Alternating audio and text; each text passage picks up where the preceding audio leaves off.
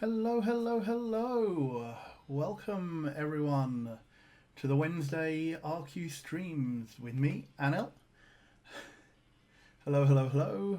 Hope you're all having a pleasant afternoon, time of day, wherever you might be. Hope you're all keeping safe. Hope all your loved ones are safe. Oh, yes, howdy. I'm fine, Book and Mac, yes. It's been a very busy week here at Rusty Towers, continuing on from last week. Lots of things going on, both in front and behind the scenes. Uh, but yes, thank you all for your good wishes. Monday's email was so long. Yes, it was. Hi. I am Anil. I am the community manager for Rusty Quill. If you are not familiar, Rusty Quill is a podcasting and entertainment company. We put out 3 shows a week, starting with Rusty Quill Gaming, an actual play Pathfinder podcast on Wednesdays. The Magnus Archive, which has just returned for its 5th and final season, a horror anthology show on Thursdays, and Stella Firma, a sci-fi semi-improvised comedy show on Fridays. And around that, we are doing RQ streams. So usually you will find me here in the Wednesday slot, Mike on the Saturday slot, and then an ad hoc Sunday stream from time to time. This week, because Mike is moving house this weekend, you get me all weekend as well. So that's, yes, Anil, 3 times a week this week. And I'll tell you a bit more about what we are doing at the weekend at the end of the stream. So, thank you everyone for your support and generosity. You can support this channel in a couple of different ways. You can donate directly in the link down below, or !donate will bring up a direct donation link. You can subscribe here on the channel. We are now a Twitch affiliate, and doing so will get you benefits. Eventually, we are working on channel emotes. I still need to work up brief and work out how much money I have to actually pay artists in order to generate some emotes. Or you can support us on Patreon at www.patreon.com/rustyquill, where you will get access to a bunch of bonus materials and such from covering all of our shows. I think that's all the admin I have. Let me just check. Rundown checklists. Yes. Cool. Oh, thank you so much, Ryu, here for the 350 bits that you just cheered with. That's extremely generous. Oh, and two subs who we didn't catch at the end of Sunday stream. So big shout out and thank you to Lilithian Bell and His Hex for joining the channel. Welcome, welcome. Oh, thank you very much, Suspiciously Gay, and hello to your friend. Putting in your vote for a good cow emote. I think we're going to need a cow emote on both here and on the Discord server. If you're not a member of our Discord community, you can join us on the link which was just in chat, or !Discord will get you that. Okay. Admin rundown done. Have I covered everything? I think so. So, what are we here to do? So, RQ Streams is primarily a show about introducing people to games, showcasing different games, seeing what the introductory experiences are like, seeing what tutorials are like. Basically trying to get more people into the fantastic world of gaming by finding something that is right for them. Not every game is right for every person. And hopefully on these shows we'll be able to show you something that you might be interested in and want to play yourself and take further. We are doing... thank you very much, Cradley88. Yeah, I literally watched it about an hour ago. So it is sitting actually flat-ish. No doubt by the end of the stream it will have dried out, at least under these lights. And maybe back to what appears to be its fluffy, bouffant quarantine state. What are we playing today? We are playing West of Loathing, and this is part 3 of our playthrough. This is something I'm going to try and play through to the end to show you what a full game experience is like. This will be part 3. The other 2 parts, I think part 1 will probably have just disappeared from our Twitch VODs, but part 2, last week's show, is going to be up there. This will probably be the last week I do this for a little while. I'll probably take a week or 2 off to look at some other games and then come back to it, just for a little bit of a variety into the mix. So let us go to the game.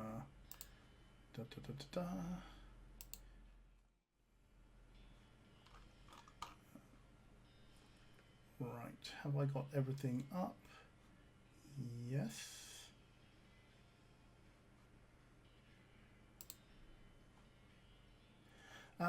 Actually, while we have the music up, can everyone actually hear the music? Probably not right now.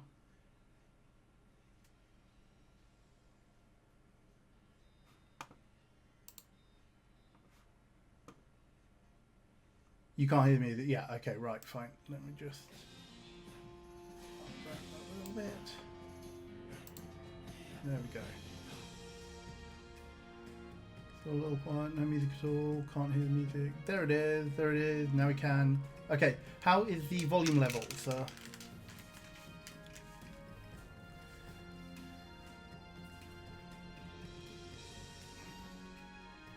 Cool, alright then, right.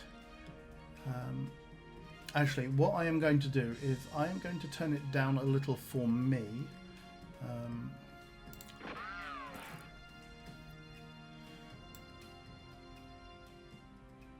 Just because it's a little bit loud in my ears, and up it for you.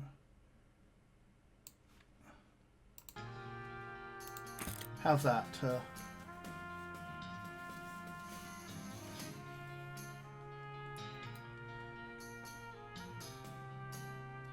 You're slightly lower than usual. Okay, I'll move my mic a little bit closer.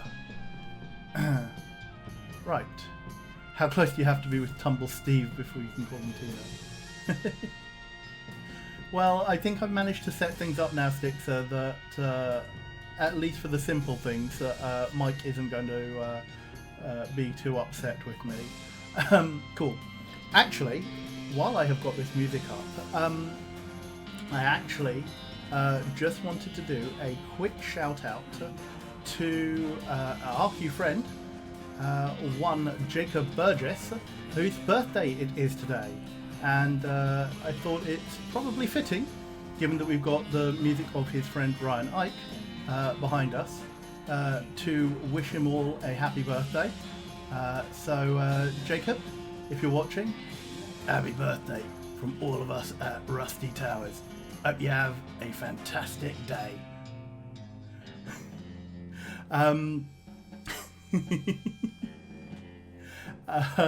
Yes, I suspect he probably isn't in the chat, but if you want to go and wish him well on Twitter, you can. His Twitter handle is @JacobBurgessVO. Anybody who was around at the weekend for the Gehenna Gaming Convention may know that name, or may have seen him on the panel about using humour in horror, and he was on that panel with Sasha Sienna. So anybody who watched that will recognise that name. But he's also a game designer, voice actor, an amazingly talented and funny man. So yes, go wish him a happy birthday if you care to. So, right. Now that is done with, on with the game. Yeah, it was a really good panel, Try Magpie. If you didn't manage to catch it, the VODs are on the Gehenna Gaming channel, and they will be archived on their YouTube channel as well. That's twitch.tv/Gehenna Gaming, Gehenna with 2 N's, /videos, and it's the same on YouTube. You're up till 3 a.m. because of the convention. Yeah, it was a really good convention. I'm really glad that we took part in it, and hopefully if they decide to do something again, we can be a part of it again. Mike's panel was so good. I haven't watched it yet, Jory. I haven't managed to catch up. Because it was at 1 a.m. UK time, I had actually gone to bed by then. Yeah, and Helen's panel. Super, super good. Like all of them that I managed to catch were really good. And of course, there was also the game that Helen, Lydia, Ben, and Frank were in. Oh, cheers for putting the link in chat, Zalia. Big shout out to our mods here. Do give them thanks as well. So, quick recap. We are playing West of Loathing. It is a stick figure humor RPG. We are in the Wild West. Anybody who knows Kingdom of Loathing, the long-running web browser game, may recognize the art style. This is the same development team, and they decided to do an actual standalone game set notionally in the environs of their universe. Yeah, we have done the tutorial. We have ventured out from the starting town to the town of Dirtwater. We have a companion, Dr. Susan, who we will see in a moment. So, here is our room at the Jules Saloon. This is our companion. It's your partner. Okay, Alice was using the Dr. Beacon voice, wasn't she? So yeah, the one I just did. What do you say, Alice? We're getting near Fort Aldead. I heard there's serious necromantic activity there. We should take a look. It sounds pretty sinister. What is it? Well, pretty much what it sounds like. It's an old army fort where all the soldiers died. Except rumour is, they're still walking around in there. Did they name it Fort Aldead before they all died? No, already it was called Fort Just Fine. Okay. And here you can see the standard of puns that we are likely to come across throughout this game. So we've discovered a new map location. The history of the Doctor is that her family were killed by the Restless Dead. We managed to pull her out of the bottle slightly. Fort Just Fine is what I call my bed. Nice. And asked her to come along with us on our undead hunting, cow searching adventures. Comfy level of punnery, yeah. What do you think we should do next? Oh, and that's the railroad route. Okay, cool. Makes sense. So, we have our inventory. Let me just refamiliarize myself with everything here. We've got the chef's hat, which ups our mysticality. So the class we are playing is called a beam slinger. We are a wielder of spells and pistols. So we are looking to get items and have boosts that up our mysticality and secondarily our moxie. So we've got deputy pistol, a varmint skinning knife, can of infinite beans, armor in chaps, and our boots give us more AP. AP being the number of actions you've got in combat. Are we still angry? Yes, we are. And we are dirt-watered. Oh, yes. Because I think we got knocked out at the end of last session, didn't we? So, what have I got in my inventory? Do I have anything that needs to be returned? No. I know I said I was going to try and level up the Doctor between sessions. Unfortunately, I didn't really get a chance to. So maybe before the next instalment of West of Loathing, I will go and beat up some skeletons off camera. Infinite Beans always cracks me up, yeah. I find this particularly amusing as somebody who is actually allergic to beans. I am playing at your behest. Somebody who is using them for our magical powers. Let's actually just go back to Dirtwater. Head down. Was there anything else here? Hello, need help with anything? No. I think no. We went to play poker. I think we did everything in the kitchen. Yeah. Okay. Right. Just double checking we haven't got any outstanding quests there. Yes, as you can see, our character Lena has a very interesting way of moving around. Love that we got Anil beating up skeletons and Bryn flirting with skeletons. Oh yes, in his Undertale playthrough. So I've got unspent XP, but I can't raise my glamour. Outfoxing was the smart skill. I don't think I want to increase that just yet. Let's build up some more XP and head out. So got Fort Aldead or the Humming Cave. Oh yes, because we had the mission at the thing. Oh hey Mike, welcome. Hope you're having a reasonable day. Hope the packing is going well. We have that mission at the rescue. We have that quest from the rescue mission to go to recover the sacred relics, but we're not actually strong enough to do any of that. So we're going to need more stats. Let's head to Fort Aldead and see what we've got there. Well, this is unusual. In this wooded area, out in the middle of nowhere, a goblin has constructed a little lean-to with a rough wooden counter. It looks like something a kid would sell lemonade out of, except instead of lemonade, they've got a display of shiny bits of jewellery. Hello. Many hello to you, good human. Are you two having interest in fine example of goblin jewellery craft?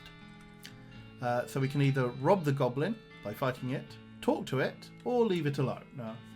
Well, given that we said last time that we were going to be kind to goblins and what was it? We were going to be kind to goblins and kind to snakes, and not attack them unless they attacked us. So let's talk to it. You look over the display of jewellery, which in usual goblin fashion is cobbled together from bits of scavenged materials. They're shiny materials though, and charming in an outsider art kind of way. Did yourself these two making? Oh no, my skill is to skilling only. These I am buying from goblin artisans and savings to passing along to you, a customer. Let's examine the merchandise. On closer inspection, most of the jewellery on offer is rubbish, but you do spot a few rings that are rather nice looking. The goblin notices your interest. Rings are 100 meat for buying. So, do we want the tough looking ring, the sparkling ring, the elegant ring, or no rings? Goblin's best kindness run. Yes. Well, we're going to do as much of a kindness run as we are capable of doing on this channel. Sparkly for glam, sparkly. Oh yes, because we are doing the glamour build. Sparkly. Mike, I can't propose to him. I'm not given the options to do so. Okay, we will buy the sparkly ring then. We are really quiet. Okay, that's weird. Maybe I'm just speaking softer than usual because I'm... What? Let me up the mic. How is that for you? When has that ever stopped me? Well, this isn't that kind of RPG, unfortunately, Mike. Is that better? That's better. Okay, let me move. Let me actually move the mic as well.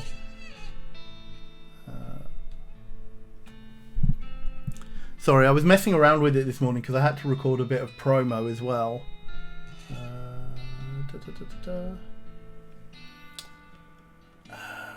Okay. Yes. Let Mike marry the Goblin. That sounds like, if you like him so much, why don't you marry him? No. We will buy the ring, but it is not a declaration of intent at this point. So we'll buy the sparkly ring. So thanking you. Here it is. We have a Goblin glass ring. So we'll thank them and leave. And find out what we just bought. Aha! It automatically went on. Ooh. This ring is actually just a piece of broken glass with a hole in it. It's fascinating to look at, but it hurts to wear. So it's upped our mysticality by 6. But it's reduced our muscle by 4. So we now have the very interesting thing that we are mysticality 17, but muscle 2. Which means that as and when we take damage, we're probably going to be on the definitely on the very bruised side, much like marriage. Wow. Okay, but yes, we are going for the glamour build. So who needs muscles? We've got our brains and we've got our shooting armor, he said. So we're gonna keep the offhand fiends. Yep. So what have we got here? No flag. Nothing in the trees. Let's see if Susan has anything weird. I hear soldering type noises, but no actual voices. Maybe they took a vow of silence. If you're hoping for warrior monks, this is the wrong genre entirely. Darn. So, nice of them to rename it from For All Fine to For All Dead. Oh, we still don't have the binoculars. I forgot. No spittoon diving. No Molietsu. I am not going to go spittoon diving. And thank you once again for the bits, for 100 bits this time, Ryu here. Much appreciated. Oops. Obviously, yeah. Now, let's see. Ooh, they don't seem to notice us. Interesting. Pardon me. Sorry. Excuse me. Sorry. Excuse me. Excuse me. There's no force in this universe that can get this tarp off this crate. These crates are just decorative. Huh. Much like any crate in a horror game, it seems. Nothing here. Cannons. No. This trash can smells terrible.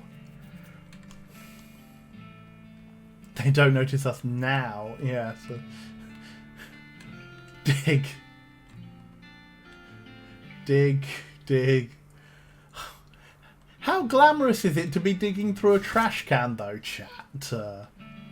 Please. I feel you're not quite committed to this build. The most glam, and it'll shove your hand right in there, Mike. Trash glam. Okay, fine. Don't use our ring hand. Trash chic. Okay, let's dig through it then. No way, not without some stench resistance.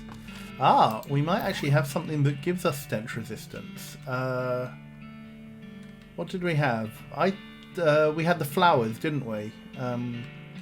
Yes. 15% stench resistant. Okay, fine. So I'll swap the beans out for the sweet-smelling flowers. I just run spell damage, muscle, and moxie. Yeah. So our muscle is now 1. And we are holding a bunch of flowers. Buying those was worth it. Okay. Dig through it. Oh, good. A disgusting old hat. So we have an old patrol hat. Is that actually any better? And I'm going to put the beans back in. Old patrol cap. +3 pistol attack damage. Ooh. +3 mysticality or +3 pistol damage. Niblick 3. Definitely heard bunch of flowers in medieval. Yeah, bunch of flowers.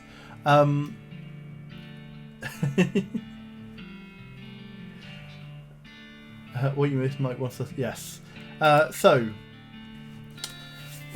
Increase spell damage across the board, or increase pistol damage for the shootings. Given that would only bring our mysticality down to 14, which is still going to be a lot higher than most things. Yeah, let's put the old patrol hat on. As you say, we are going trash chic. I guess swapping an old patrol hat from an old patrol cap from a dustbin is hardly much worse than the sloppy chef's hat. Actually, that is looking quite chic. Ooh, what's this? A ritual of some kind. Somebody left their knapsack behind. Loot! You dig through the knapsack. Wait, what's this? A note? Yes, it's a note. Cryptic note about ley lines. Uh-oh.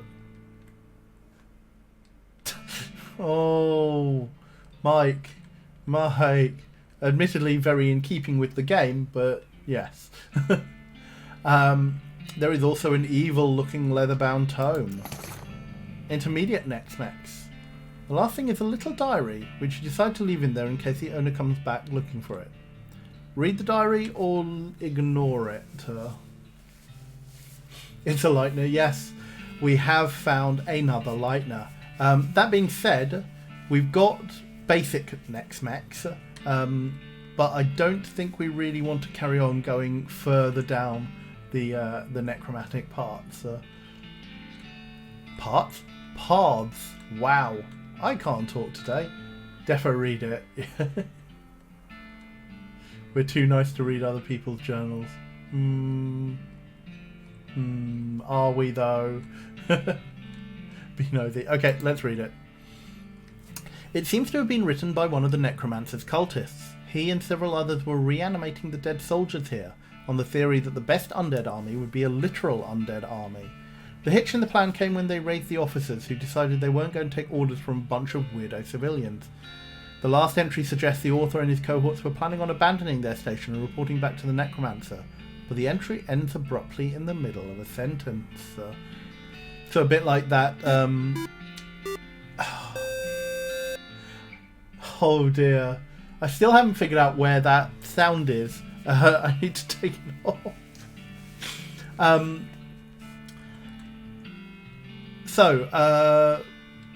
Actually getting on to the plot,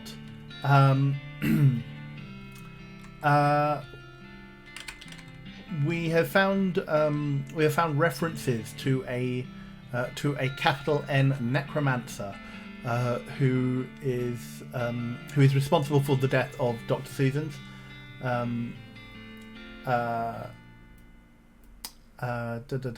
Responsible for Dr. Susan's family's death,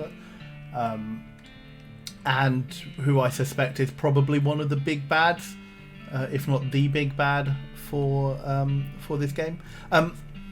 Just as a point of reference, I have seen a Let's Play of this game, but it was such a long time ago that I have forgotten a lot of the details. Thank you very much, Ryu here, for gifting a sub to Raleigh. Welcome to the channel, Raleigh. And thank you again for the amazing generosity. Right, fascinating. What have we got here? This mass grave is absolutely teeming with those skeletal riflemen. They don't seem interested in getting out, but you could definitely jump in there if you were itching for a fight. There's one wandering in the end of the pit nearest you. Well, I'm going to hop in and fight one and just see how they are. Oh, whoa. Muscle 10, Mysticality 10, Moxie 15. That's one tough skeleton. Right, let's cast the Bean Golem. And see if we can't get a bit of power. 22. Let's cast it anyway. Swollerton, yes. I think I need a heal. More than I need 5 damage done to the skeleton.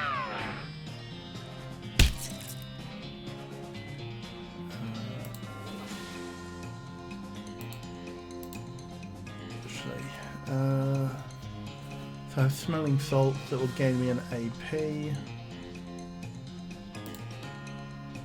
Target will get wet. Target recovers.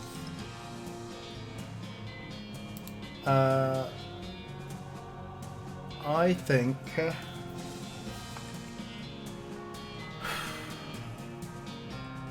not to ask the obvious, but is that a bean? Yes, Wormo. We are a bean slinger, so so all of our magical powers are based upon the magic inherent in the mighty bean, which answers Mike's question as well. It is our bean golem, Mike. Magic. Yeah, it is a friend and a boy. It is indeed.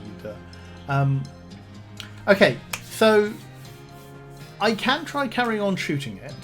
It has 40 hit points left, and I am doing 1 damage to it with a pistol. Okay.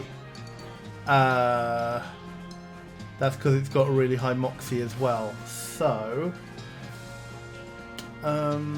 I think I am going to have to utilize some of my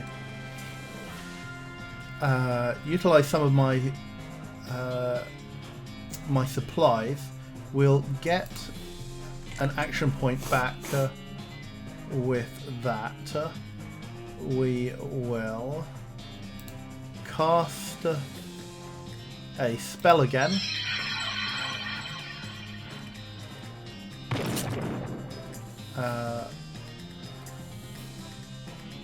We will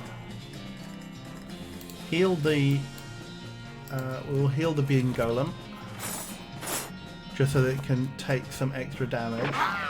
Yep. 13 hit points left. I can do 1. She will do 5. So I'm going to have to use the dynamite to get rid of it. That slap sound. Yes. They are... Well, meaty would probably be the wrong word in this instance. You brush yourself off, collect your loot, and climb back out of the pit. You've got military grade whiskey and 22 XP. And Alice has leveled up. Yay. I don't think I'm going to go back down there because those are tough. Oh, all no names. We need foraging. Okay, I'm going to need a lot of XP to get foraging. Let's head into the mess hall then and see if there's anything here. Requires lockpicking. Ooh, this footlocker is only half locked. Well, let's pick it. We've got an incendiary bullet. Ooh, that might be nice. And more whiskey. Da, da, da, da. The lock on this footlocker has rusted away to nothing. Chemical bullets and incendiary bullets. Cool. Well, still locked. Not locked. Hey, 3 needles. Nice. And oh,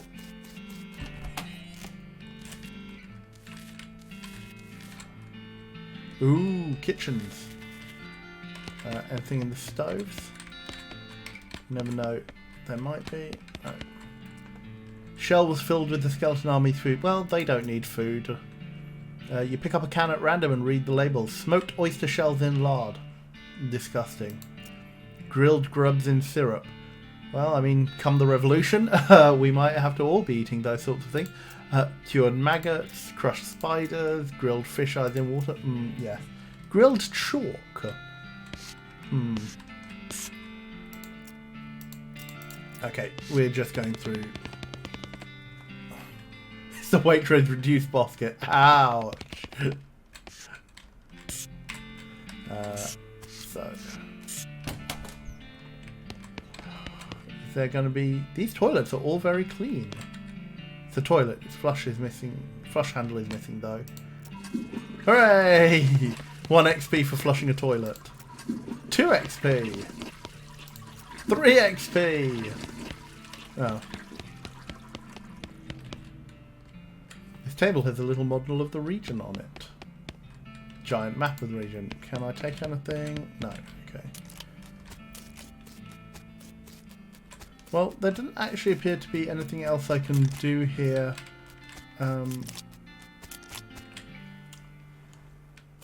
Oh, I only have 4 meat left. Okay. Right. Why did we... Does anyone remember why we needed to go to the Humming Cave? One thing I really wish this this game had was some kind of journal.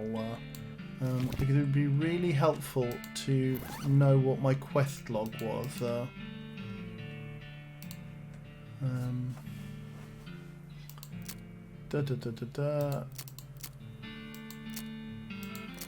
Probably going to have to start making notes, actually.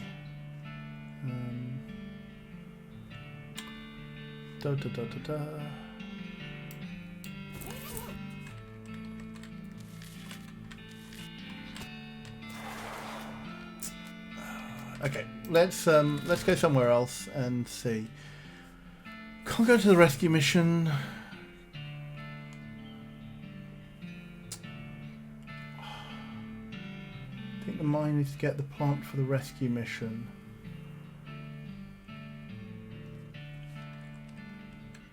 I think it's somewhere in your journal.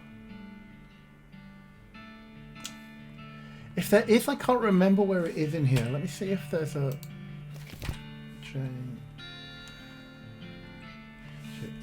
Let's go controls and see if there is.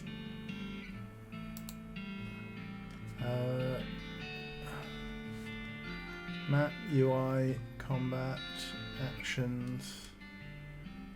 Scroll up, scroll down. No, there doesn't appear to be a journal. Which I think I remember thinking was a bit of a drawback previously. Yeah.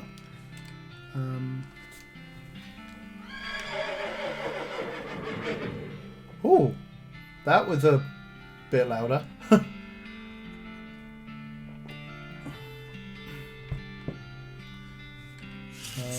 Oh, go in the fort and talk to Alice. Ah, okay. Yes, that probably would help since she sent me here in the first place. Thank you for reminding me to do that.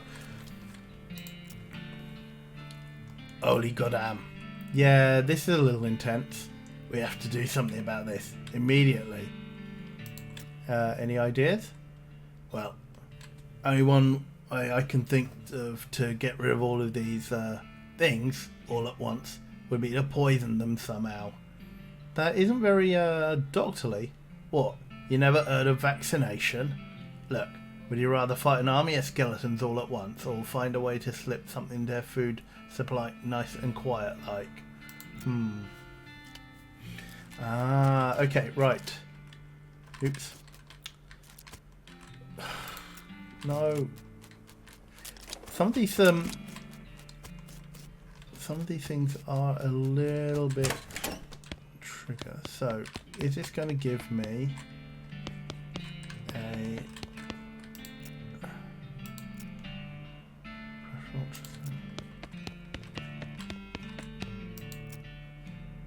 there? So I'm looking to slip something into their food. This is their mess hall. No triggers on the stove.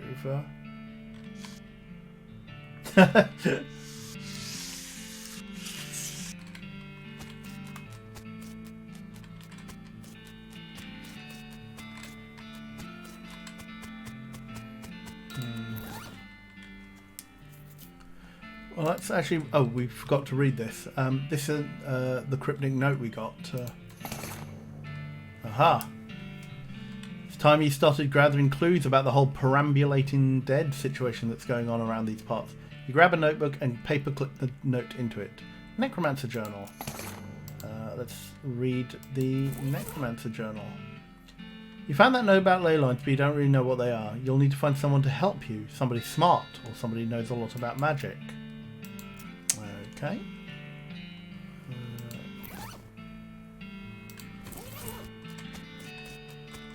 Can't do anything with the cannon, so... It's just decorative.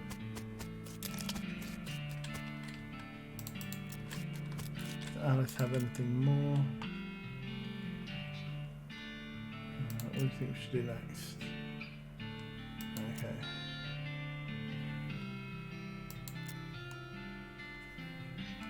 Alice says you should take care of the house and the tether band. Oh, so Alice is acting as our quest log as well. That's actually, yes, I think I remember now.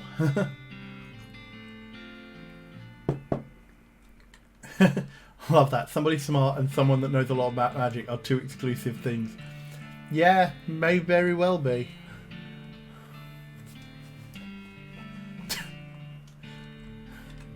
Mike, are you perhaps trying to tell us something here with all of these suggestions?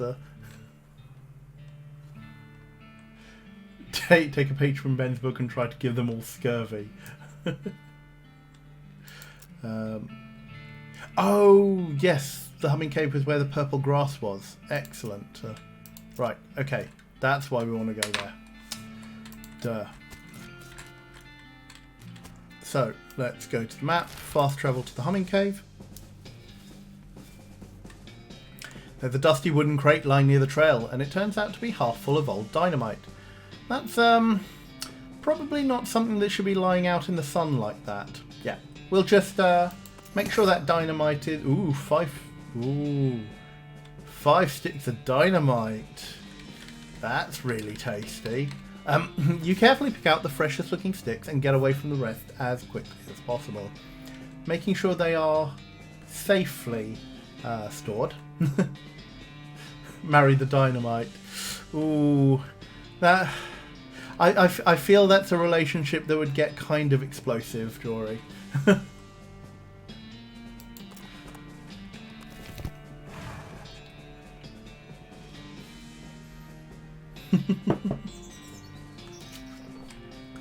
So, we are looking for some purple grass. Aha! This must be what the nun was talking about. Pick it. Excellent. Huh. These rocks are weirdly organised. Do we go in or just head straight back to... Ooh. That's an interesting look with the disembodied head just floating around there. Ooh.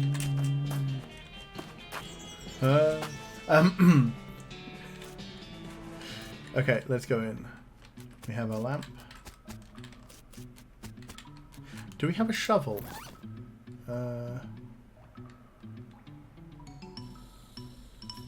Yes, we do. Okay, cool.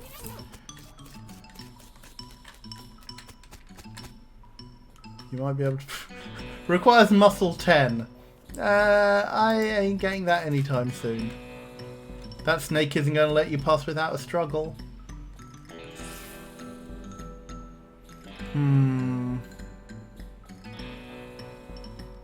We promised we were going to be nice to snakes,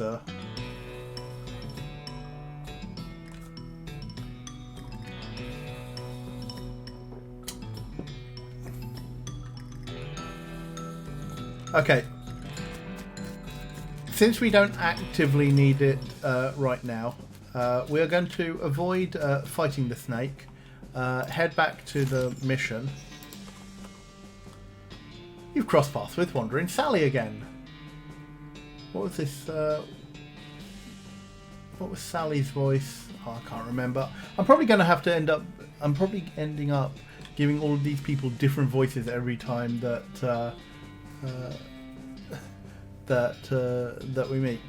Howdy, Lena. Interested in trading? You bet. Let's see what Wandering Sally has to offer. Not that I've actually got any, I've got much in the way of money. Oh, she's got a blank postcard. Carrot, dynamite. Oh, a fungicide bomb. Oh, can kill a lot of goblins. Well, we don't really want to do that. A pickaxe. I've got a shovel but not a pickaxe. 850. And work boots. So that would give us armor and AP. Gosh, I don't think I've really got anything much that's gonna get me, unless I sell the mid-tier next Rex textbook tells you how to replenish your blood supply by stealing blood from me. Well, we're not really going for a necromancy run here.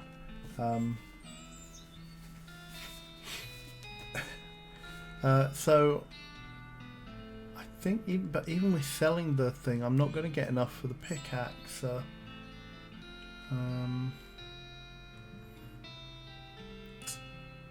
300 from 2 books. Ray Skeletal Buddy. Ooh.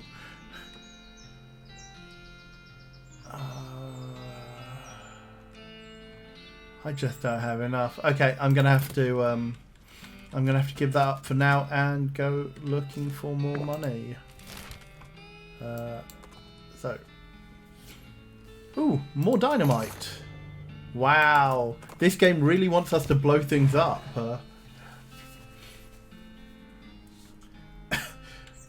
That's a really interesting sentence there, Molietsu.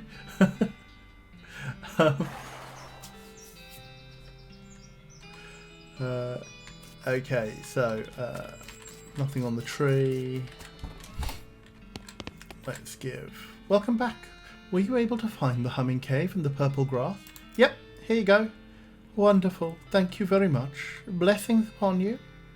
Let's see if we can buy some medical supplies though. Increases maximum HP and increases armor. Not entirely sure how opium gives us increased armor, but I think I've got enough on that front. So we've done that mission. Can't do Fort All Dead because we haven't got any clues. We've done Fort Cowardice. What was the reason we couldn't do the desert house?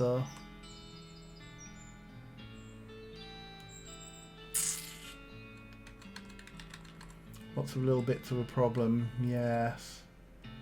Oh, thank you very much for the 69 bits, Molietsu. Nice. 69 bits there, and 69 bits from 14 Cookies Gone. Nice. Thank you very much, folks. Let's go to the railway camp. Let's try and get some more mission stuff. Some more plot done. You spy a burned out ranch house on the horizon and pull Joe Spooky up to investigate. There's nothing much of interest above ground, but you find a locked door leading down into a presumably still intact root cellar. Requires lockpicking. Okay, leave it be.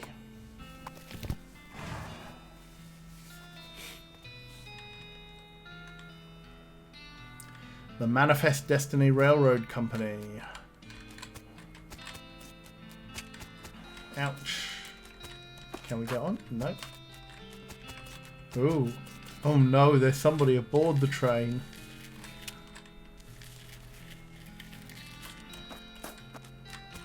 The old screaming rhino. Yep, the good old piston whale.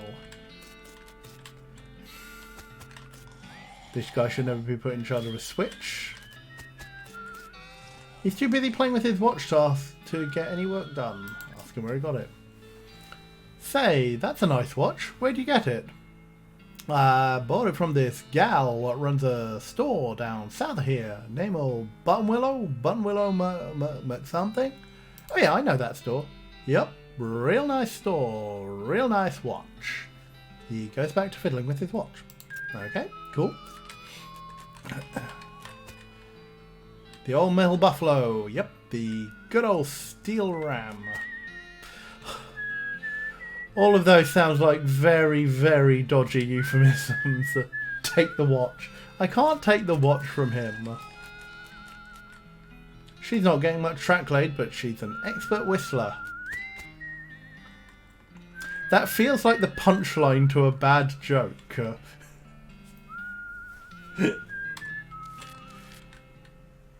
You approach the beleaguered-looking man with the tiny glasses. Howdy there. Who's in charge of this outfit? If I'm being charitable, I'd say that the fella over there in the white hat is the foreman. He points to the man next to the huge pile of rocks. And if you're not, he smiles. Then I'd say that that paper-backed idiot over there in the absurd white hat is the fella you're looking for. Alrighty, thanks.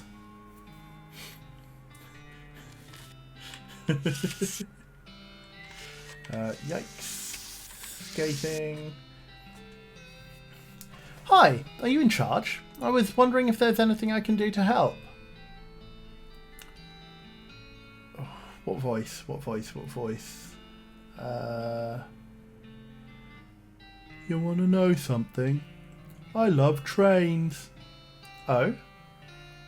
Ever since I was a little boy, huge, magnificent, roaring iron beasts. They were magical to me, like dragons. When the opportunity arose to take on management of this rail line, I jumped on it, like a shot. And you know what I learned? What's that? Organising and building and running one of these operations is the most amazing pain in the ass you will ever imagine. You want to help? Congratulations, you're the new foreman. I'm going home to play with my models. Swell. Hooray! I guess I'm the boss now. The man looks you up and down. Well, now, I suppose you can't be any worse than that last clown. He extends his hands. Name's Smee. I'm your assistant. What's the situation? Well, I'm sure you didn't miss seeing this giant pile of rocks blocking our path. The surveyors say there isn't any other suitable mountain path, so we can't reroute around it even if we had the months it would take. Any ideas?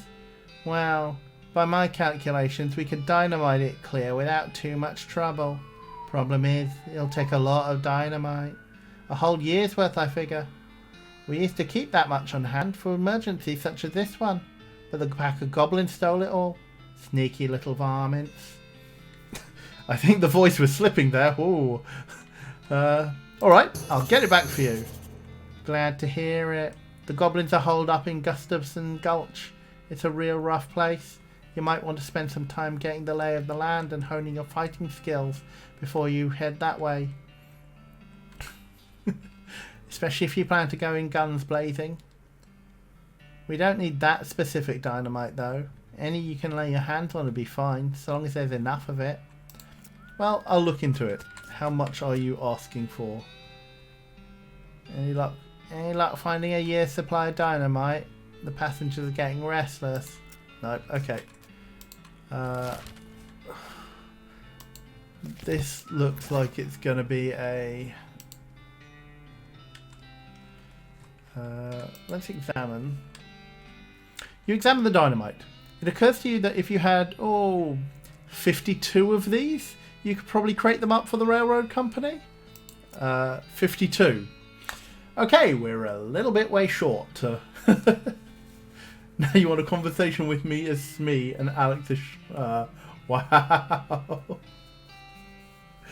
For anyone who doesn't know, Shmer is a character that Alex played in the Space Pals RQ Gaming special, which you can find on our audio feed.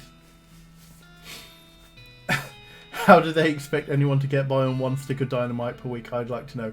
I would like to know that as well. That's no way enough. Sorry, rationing in the Wild West.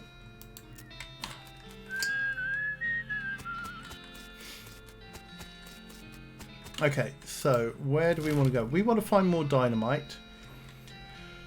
Let's go and check out the gulch just to see what we're getting ourselves into. But I suspect it's not something we're going to be able to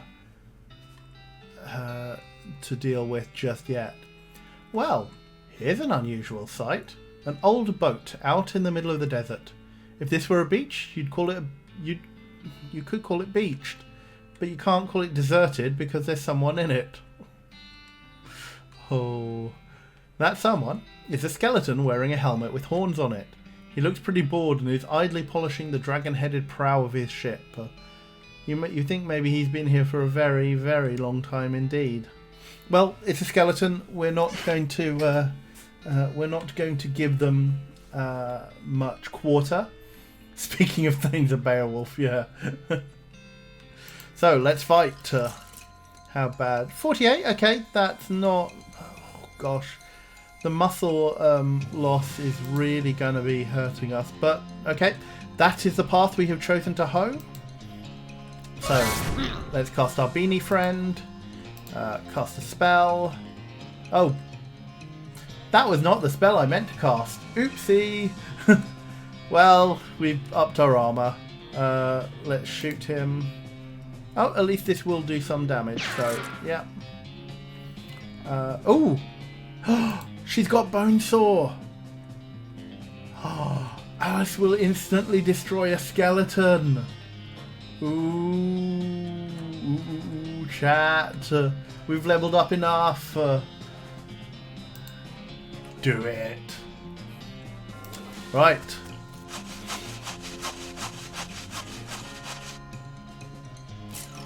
Go Doc Alice. Why was I calling her Susan? Oh, that's the other companion. No. You knock that Viking skeleton back into the correct century. You gain 16 XP, a rusty old Viking helmet, and a handful of loose teeth. Nice. Let's check what the helmet does. 2 muscle, 1 armor. This is 3.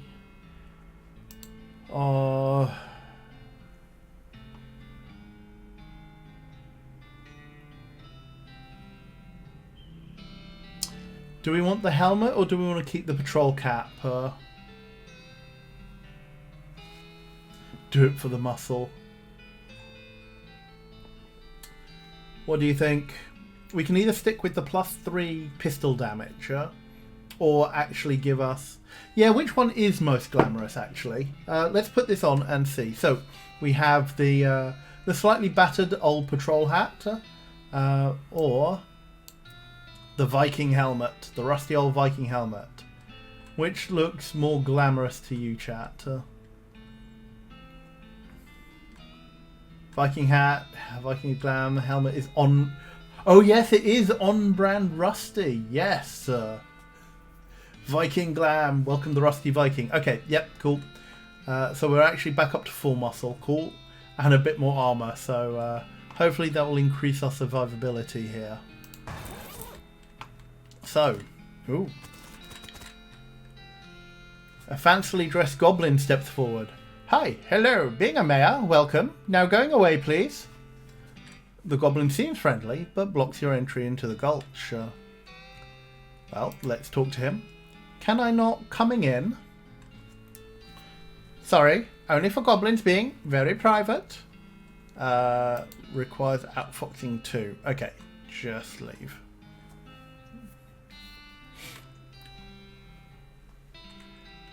Okay, just leave. Okay, cool. So that actually gives us a reason for upping our outfoxing skill. So how much do we need for that?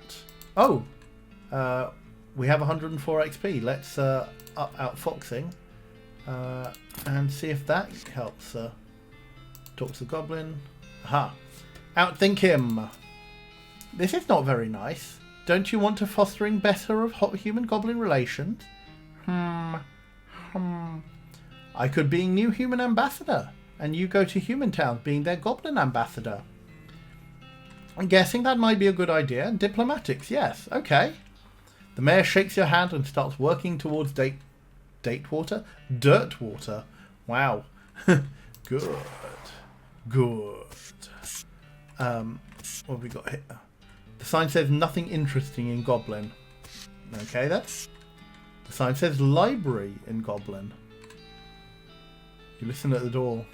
It's quiet inside. Well, let's go inside. The shack is filled with crude bookshelves. The bookshelves in turn are filled with crude books. 3 titles catch your attention. So Very Complicated Numbers, How to Bird Noise, or Alice Going into a Seeing Glass. Date all the Goblin.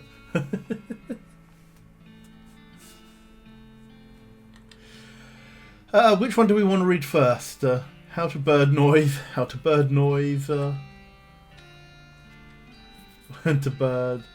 You very much seem to be on the Alice references against me. I know that is tempting. Bird, Alice, Burbs. Okay, we will How to Bird Noise. This book is an extremely detailed treatise on the sounds that different birds make. You probably wouldn't expect to learn how to do an accurate great crested grebe impression from a book, but that's how detailed it is. Okay, it looks like we can read all 3, so cool. This popular children's novel has been translated into Goblin. Jabberwocky still reads pretty much the same. Oh, it brillig being and toes of sliding did in a way gyring and also gimballing. Yeah, that's not exactly much different from the Jabberwocky, really. And all you can tell about this book is that it concerns extremely high-level mathematics. You don't have the vocab to understand any of it, and probably still wouldn't if it was written in English. Your brother would probably still love it. So, okay. This sign says storage. Well, let's check it out. The shack is filled with thousands of tiny cabinets, each labelled with a number in Goblin. Look in a random drawer. We find a Gulch Goblin lollipop stuck to the bottom of the drawer above it. Okay, look in a more random drawer. Ooh, Goblin sandwich. This one contains a rolled up pair of terrible pants. Goblin trousers. Okay.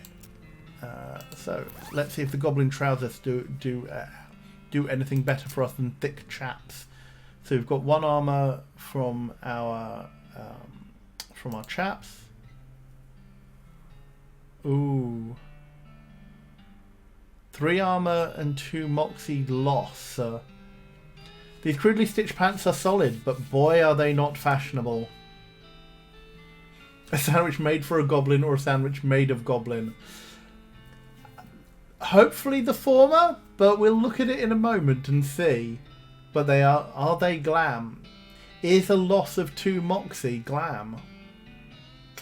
I don't think they are.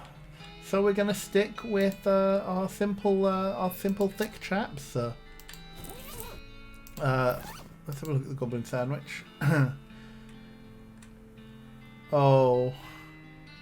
This is both a sandwich for goblins and a sandwich where the meat is goblin. Of goblin, by goblin, for goblin. Indeed.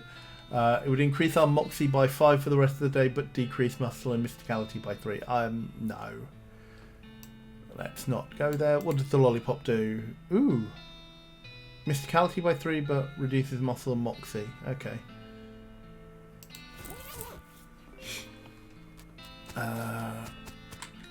The sign says Mayor's House.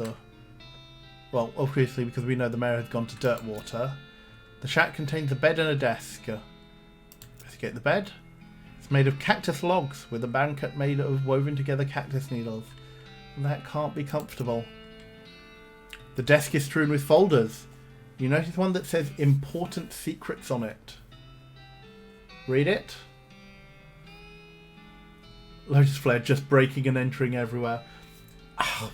I mean, we are an RPG protagonist.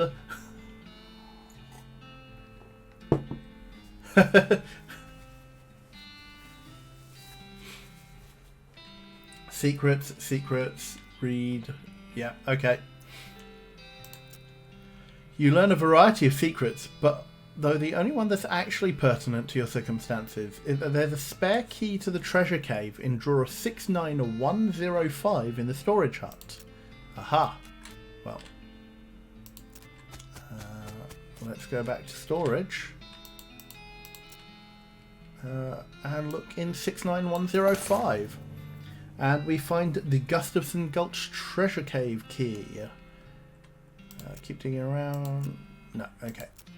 Aha. The sign says cafe in Goblin. Okay. We'll check it out. It's locked. Okay.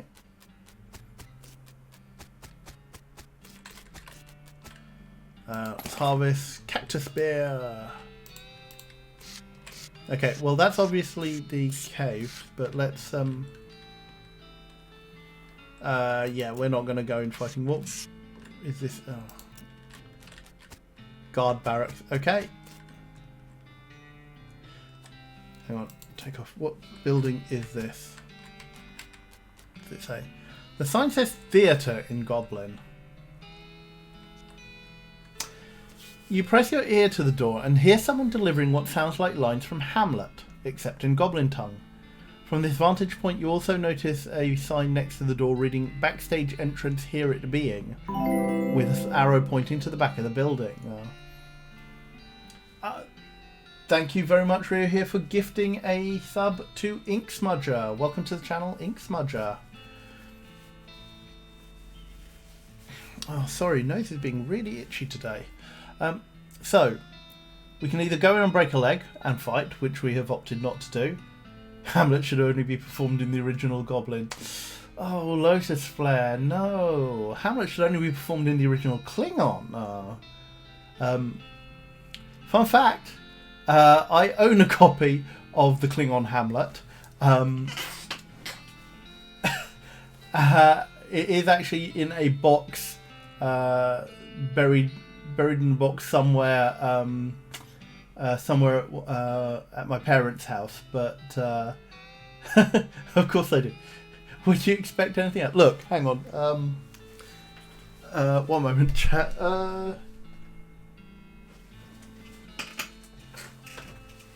So, actually, let me. Where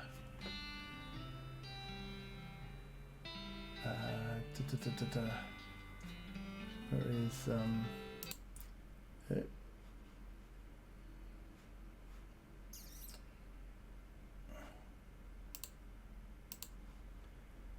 Where?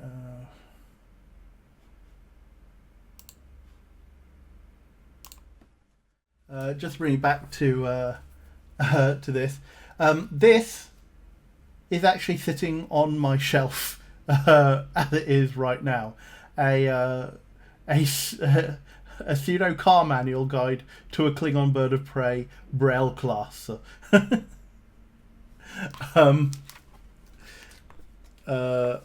Obviously, most of it is just like tech specs and things like that. But yes, thank you very much for the 69 bits. 14 cookies gone. Nice. And thank you very much, Moliatsu, for the 69 bits as well.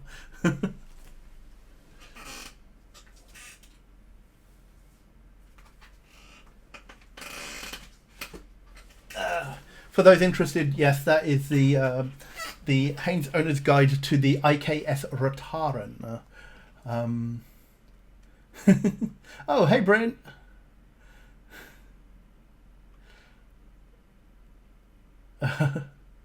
What? I don't know if anyone heard that through the mic, but I'm just scrolling back to actually see what Bryn said. Right. Okay. Fine. You did hear it. Okay. Let's head back to the game then.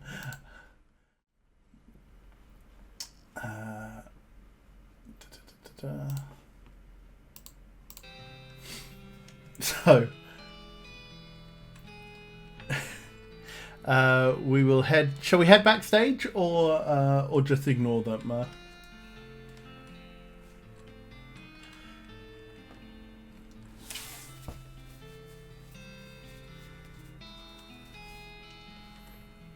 Backstage, why not? Yeah, why not? Oh gosh. You sneak backstage and watch the play from behind a curtain. Not only is it a Goblin version of Hamlet, it has also been rewritten as a one-man show. Right. Real talk here, folks. Never rewrite Hamlet to be any less than the cast that it has been given. Digression before I read this. So, things you saw at Edinburgh 2019. Oh. To be fair, I guess there probably are versions if you cut the text. Sounds like someone knows from experience. Well, rewrite Hamlet to cut Hamlet out. Well, no, that would be a really interesting. That would be a really interesting thing. What I was actually going to refer to was some years ago. I'm pretty sure I actually went to this production with Bryn. Actually, we went and saw. Is that not Just Stoppard? Yes, probably. Oh, Dog's Hamlet. Yes, which is a different thing I want to talk about at a later date. Actually, yes, the Jude Law Hamlet. Now, if people might remember, some years ago, there was a much vaunted production of Hamlet starring Jude Law as Hamlet. We went and saw it, and I have to say we weren't impressed, or at least I wasn't impressed. Was it that long ago? Gosh, 8 years. Jeez. Okay. Yes. Okay. As I say, some time ago. Yeah, when you've got a play like Hamlet, which already runs very long, wherein Hamlet, the main character, has the bulk of the dialogue. Please don't give Hamlet more work to do. Don't give Hamlet extra lines. This production had somehow chosen to cut some of Rosencrantz and Guildenstern's dialogue, particularly in the scenes where Rosencrantz and Guildenstern confront Hamlet post Claudius's murder, and threw those lines onto Hamlet.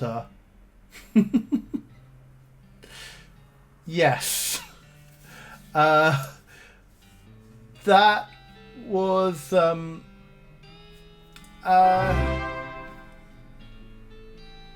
yeah, we were somewhat perplexed by that, and I'm pretty sure that they'd given him extra lines throughout the play, but it was very noticeable with regards to Rosencrantz and Guildenstern's lines in particular. Wolf Prince 1, it didn't really work, because it was effectively Hamlet taking on the lines that Rosencrantz and Guildenstern were given. Like half of that conversation, he ended up repeating lines that they would have said back to them in the form of like mocking questions almost. Yeah, and it's like Jude Law is a competent actor. I didn't particularly rate his Hamlet, and making him do extra work wasn't exactly the best directorial decision, I feel. They also cut the bit where he's like, oh yes, that's true. Yeah, it probably is one of the worst versions of Hamlet I have ever seen, and I have seen a lot of versions of Hamlet. Weirdly enough, that was probably the worse than all three of the Amdram productions I saw at university.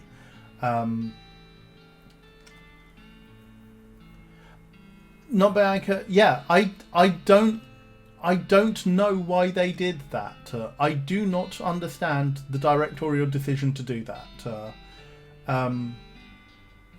I'm sure that there are characters that Jude Law could play. I don't think thrusting the entirety of Hamlet on him was suitable for his shoulders. Weird enough, like one of the better versions of Hamlet I saw was a production at university. I think this was the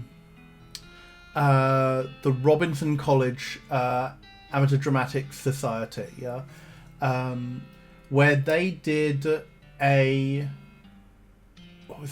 They did a gender flipped Hamlet. Well, I say gender flipped. It was a woman playing Hamlet. And it was set in a faded circus. Elsinore was the name of this circus company and the big tent that they were performing in. And so it was a kind of like down at heel circus company that was being portrayed, and Rosencrantz and Guildenstern were whenever they appeared on stage were on what do you call them, space operas. So they were always on space operas. They bounced onto the stage, delivered their lines, and we're talking like perfectly serious lines. It was delivered, it was done seriously, and bounced off again. And it really worked within the context of the show. The Branagh movie version is still my favourite, Drucker. I don't know if it is. Like, it's one of the most faithful versions of Hamlet, but is it the best? I don't know. I think it's okay. I don't think it's the best version of the play scene. Actually, here's a fun fact. The kid in the movie version of Hamlet, in Kenneth Branagh's Hamlet, the young boy who played young Hamlet in the flashback scenes, I was at school with. He was, I mean, several years below me, but yeah, he was at my school. He was also the kid from who played Harvey in the remake. In the BBC was it the remake version? Well, in the BBC version of the Demon Headmaster. And I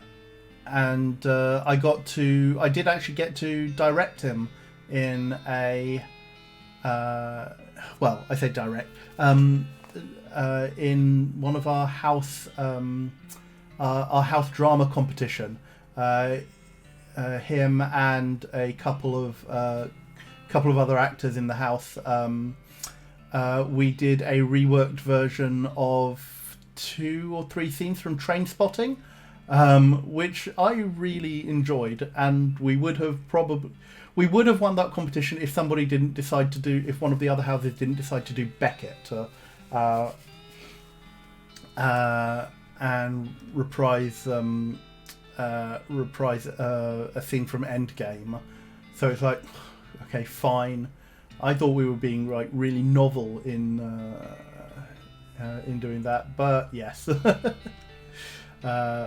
We lost out to Beckett, and I actually quite like Beckett as a dramatist. I know plenty of folks don't, but it is he is a playwright I do like.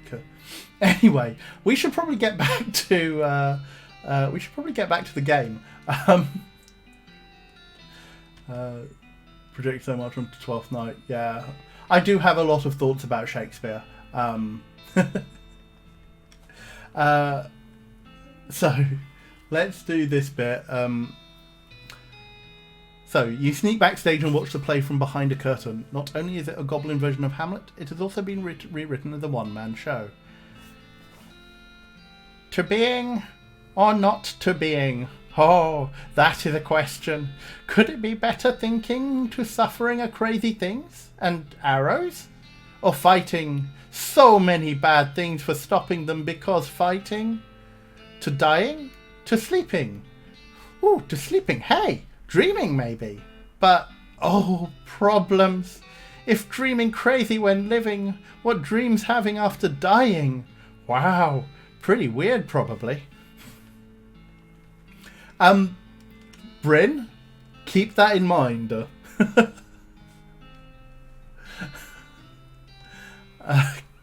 Keep watching, I guess.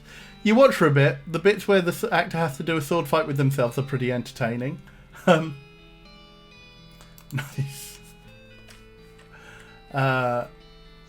Okay, right.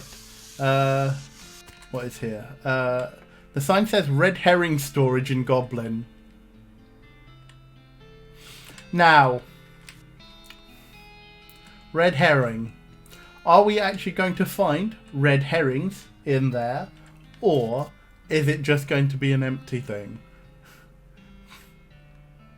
The fish full of actual red herrings. I have a funny feeling it is. You hear a couple of goblins rustling around in there. Sounds like they're doing something really important. Okay, I'm not going to fight them. So, the sign says delicatessen in Goblin. You listen to the door and don't hear anything. Looks like it's locked. Sign says nothing interesting. You hear a quiet rustling where a single goblin... Okay, we'll leave the goblin alone and head to the... Oops. Let's not trigger those.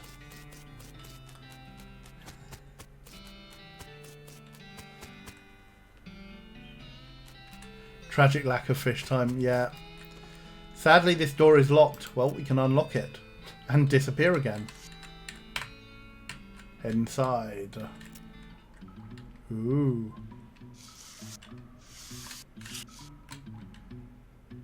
This goblin is paying more attention to their book, Goblet, than you, but you're pretty sure Yuang is going to be waltzing on by. Fight them, spoil the ending, or leave him be for now. What do you think, folks?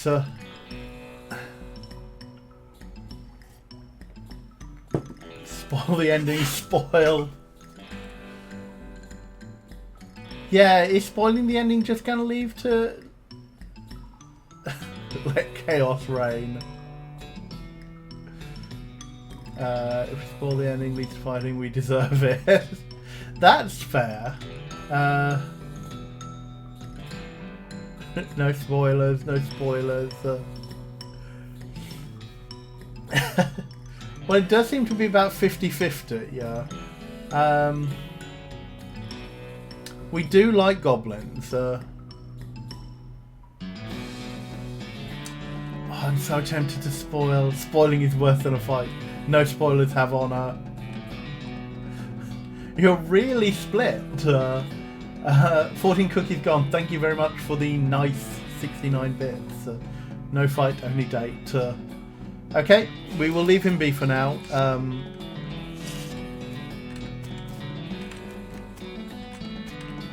So, okay, what we will do is we will try and accumulate 52 pieces of dynamite the old-fashioned way. Somehow this is the most contentious choice in Game for Chat. Yes. Thank you very much, Moliatsu, for another 69 bits. Nice. Okay. Let's go dynamite hunting then.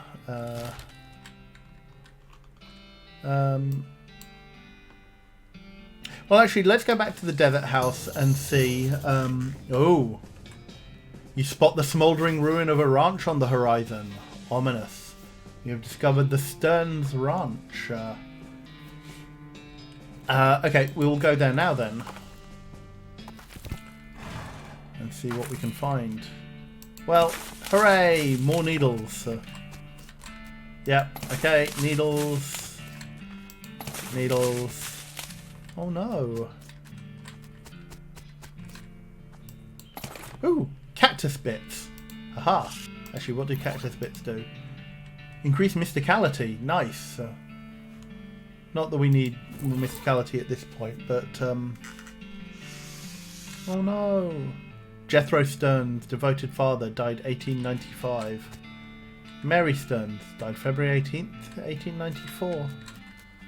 Gwendolyn Stearns, devoted mother, died 1895. The flower is smoking.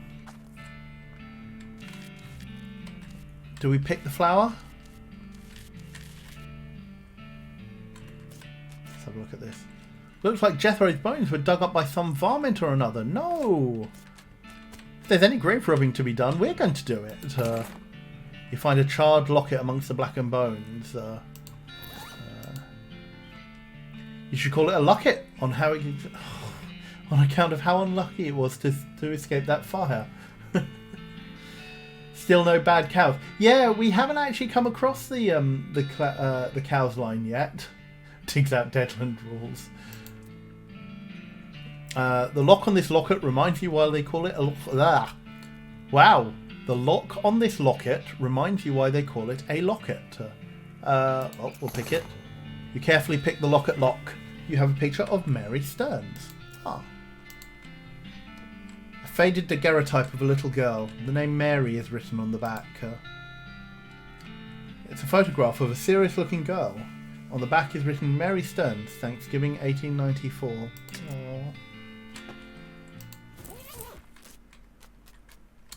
So, shall we pick the flower or not? Oh, the bad cows, just the enemies we fought along the way. There are actually bad cows in this game, I promise you. Bad cows were in us all along. Pick the flower. Maybe we are the bad cows. Yeah, I think we're coming to that kind of conclusion. Cool, let's pick it. You've got a smoking chrysanthemum. Ooh. So, +2 spell damage. Do we want +2 spell damage or +1 to all our stats? I think +1 to all our stats is actually just generally more useful.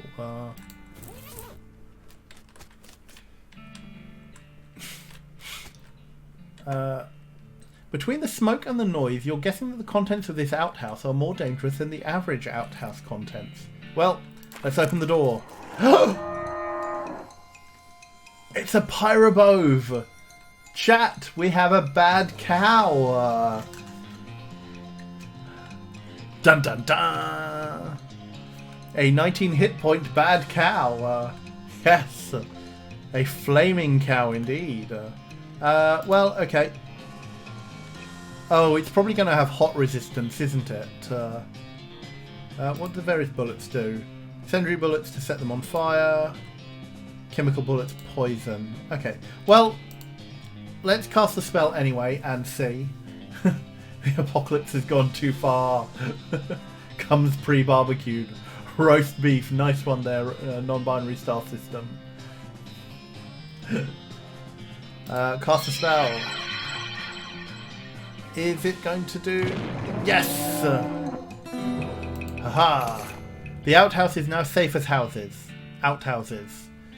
By the soft light of the fading embers, you see a glint of light from below. You hold your nose with one hand as you fish out your prize with the other. We have a toilet pistol. Wolf Prince 1. I like my coffee black, my summer hot, and my bad cows flaming. Hooray. So, toilet pistol. This pistol is pretty comprehensively toileted up. Deals stench damage instead of physical, and applies 5 poison to an enemy. Ooh. Are we the kind of person to hadn't considered bad cows as an equivalent of bad boys, but bad cows, bad cows. I don't actually know how the rest of that tune goes. Bad cows, bad cows. Are toilet pistols glam? I don't think they are. They're smelly. And I don't think we want to be wearing something that... We don't want to be carrying something that smelly. We're fire and not poison based anyway, aren't we? Is toilet anything glam? Toilet pistols are not glam, IMO. Yep, okay. Cool. I'm glad we're agreed on that. So, let's check out the house. Oh dear. There's still some beans in his pot. Blackened beans. Spell damage increased by 5. Oh, nice. Lockpicking.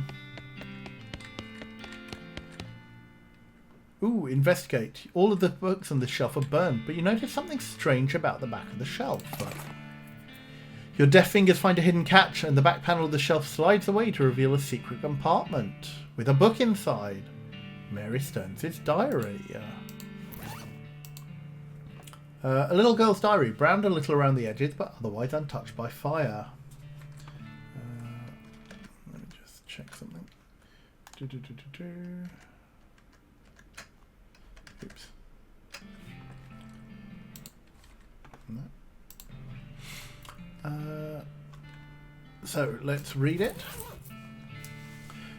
The first page says, in a little girl's handwriting, "This is the diary of Mary Stearns." The AI in dairy is crossed out and an IA written above them. The diary starts out as typical kid stuff. You flip ahead until you notice the writing getting shakier. "Found a dolly under the cactus out back, and she told me her name was Grace. Mama and Papa don't believe me that she talks. They say I got a big imagination. Grace says the cows are gonna get us, but Papa says, well, we'll be okay, because this weren't never a cow ranch. Grace says he's wrong, but Papa won't believe me. Grace says she can keep the cows away, but I have to play tea party with her." Don't know where my voice went for that one, but yeah, okay. "I don't like this kind of tea party, but Grace says it's important to keep the cows away. Mama was sad that they couldn't find Effie. Papa says she's been gone so long and they should put up a cross, but Mama won't let him because she thinks she'll come back. Papa says she's only 11. How far could she have gone?" And Mama started crying again. "Don't want to play tea party anymore, but Grace says I has to." I've gone a bit Liverpool, yeah. Liverpudlian. Yeah, somewhere between Scouse and Mancunian. Papa was out 2 days looking for Joey, but of course he didn't find him. Mama cries so much. I tried to tell her him and Effie are helping put the cows away, but she don't understand. I told Grace him not playing tea party again, but she says I gotta, and if I don't, cows will eat all 3 of us. She said either I get Mama or Papa to play, or else I gotta play by myself. That's the last entry. Do we think it's going to be in the toy box? Do we think we're going to have to fight something for the toy box? The toy box contains a single object. A creepy burnt porcelain doll. Well, we have the 5 mysticality, so we're going to talk to it. It's the work of a moment to fix the doll's voice box. Pull the string. You pull the string. The doll's eyes roll back into its head and its mouth begins to move. "Hi, I'm Grace. What's your name?" "I'm Lena." "Hi, Lena. You're nice. Do you want to play with me?" So, yes, let's play. Or no, I don't have time for games. No, no, yes. No, oh hell no. Yes. 111. Nope, out of there. What could possibly go wrong? I feel that's probably the wrong thing to say there, Malevolent Mango. Train to Nopesville.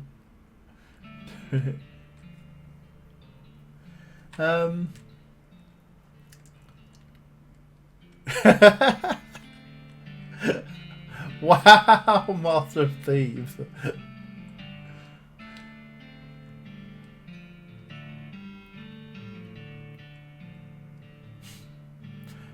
Play, only good things can happen. Get away from the doll.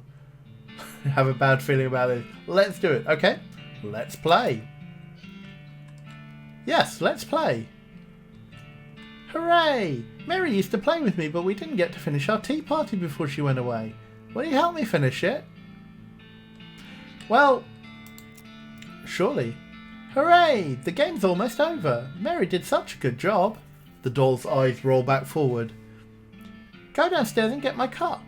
Do you know the magic word to make the mean cow let you into his secret room? No, what is it? The magic word is peanut butter. The doll goes silent. Got it. Peanut butter. You shudder as you realise that talking dolls haven't been invented yet. Spooky. Well, okay. Let's go and get the cup. Dun dun dun. The safe is scorched, but its contents are probably still safe. Okay, don't have safe cracking. Pile of loose boards. There's still some fruit on the shelf. Plum pudding and jellied escargot. Moxie. Ooh, and all stats up. Okay. Well, there's a weird cow-shaped stain on the wall. Peanut butter.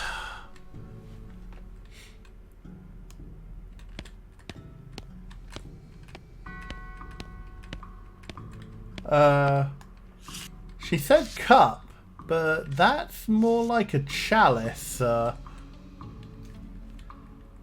Atop this sinister looking altar sits a copper goblet filled with what appears to be blood.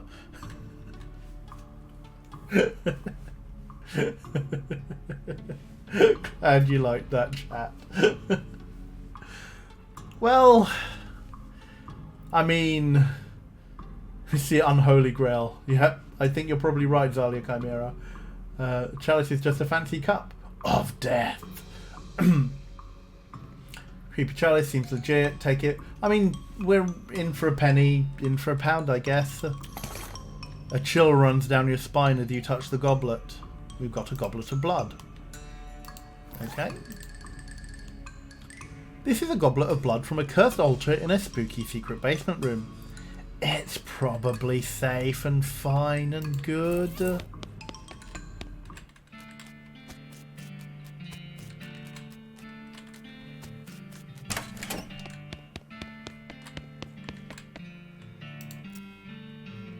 Grace's eyes begin to glow. My tea! We can finish our tea party now. Sure, why not?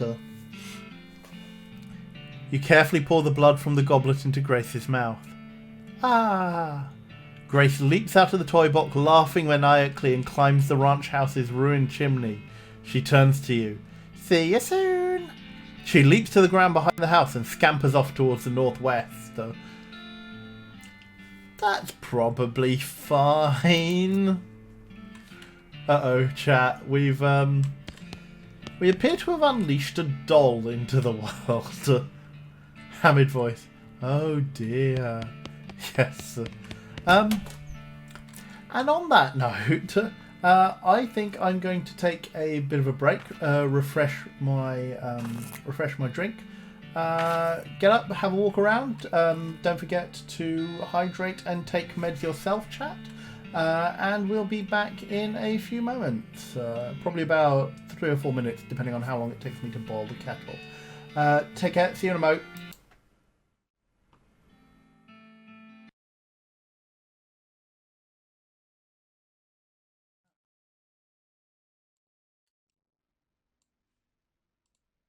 And we're back. Oh, take care, Drut. Hopefully I might see you on stream after this.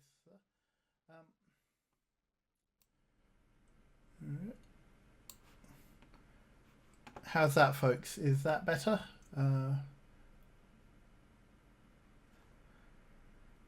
Welcome back. Very quiet. Is this better? Okay, right, much better. Sorry, forgot about the lag. Okay, so we are back. Hope everyone has managed to grab a drink. Oh, wow. Okay, sorry. Did I not notice any of that? Gosh. Malevolent Mango with the 100 bits 23 minutes ago. I do apologise. I did not catch that. And Molietsu with the 5 gift subs. Wow.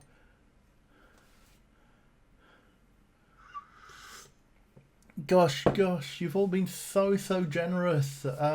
It's really much appreciated. I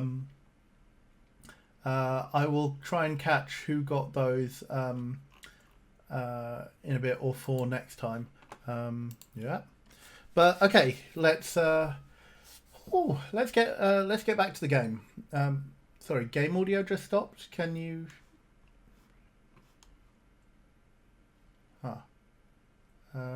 Lost game audio now. Okay.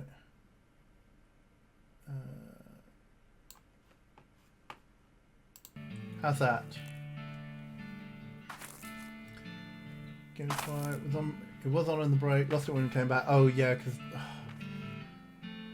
I keep forgetting that this game. Yeah, have I got it back at the right level? I keep forgetting that this game has a problem with the audio driver, so I need to do something different to what I usually do with the audio. The foibles of technology. Okay, cool. Right. So we've investigated the Stearns ranch and somehow loosed a malevolent doll into the world. All good. Probably fine. Right? Yeah.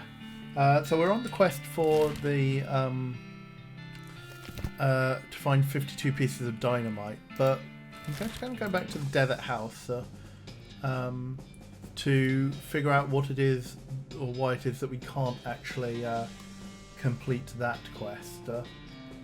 No, true Miss Sunflower, we don't know that she's malevolent. Sure, she drinks blood, but that's not an indicator of anything. Yep, that is purely circumstantial, and we have been jumping to assumptions, for which I do apologise.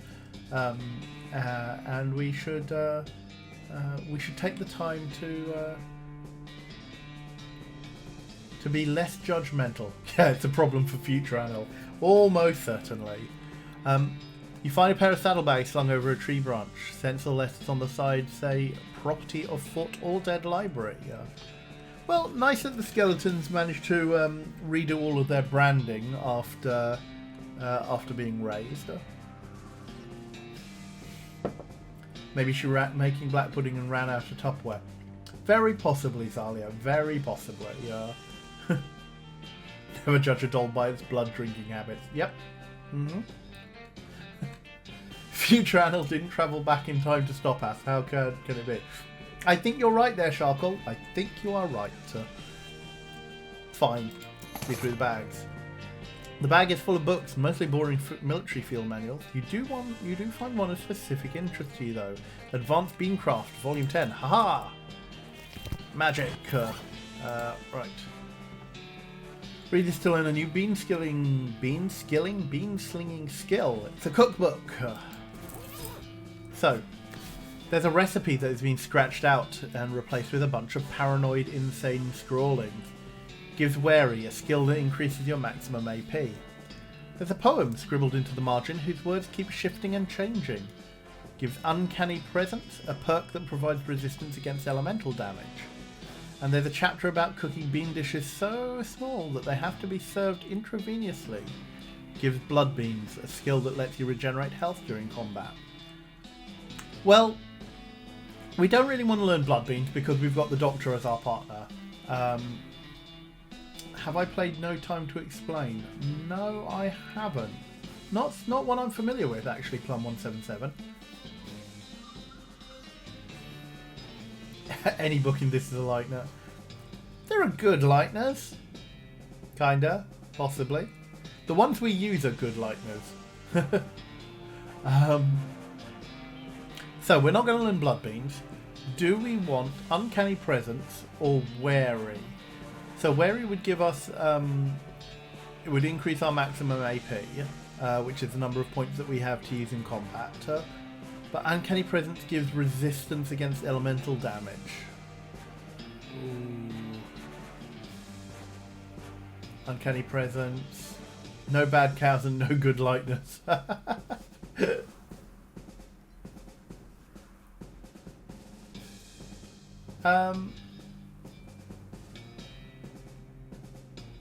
That's really interesting, Plum 177. Actually, could you do me a favour? Could you tweet me that or DM me on the Discord? If you don't know, my Twitter handle is @GoodyGumdrop, GODIGUMDROP. Either tweet me or message me on the Discord, because that sounds really interesting, and possibly something we want to have a look at. Those are just lightners that haven't killed you yet. Maybe. Cheers very much.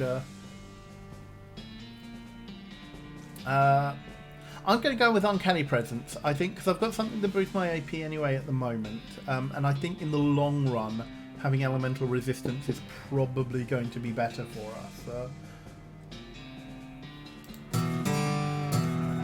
Plus it's a poem, which seems very on brand for me. You read the poem and briefly lose consciousness. When you come to, you look in the margins of the book and you see that the poem has been replaced with a crude drawing of you. Horrified, you destroy the book, just in case. So, Uncanny Presence. You've delved into so many occult mysteries that you're like only 80% real at this point? Wow! 20% for all resistances. Hot, cold, stench, spooky, and sleaze. Uh-oh. Do we really want to know what's the source of sleazy damage?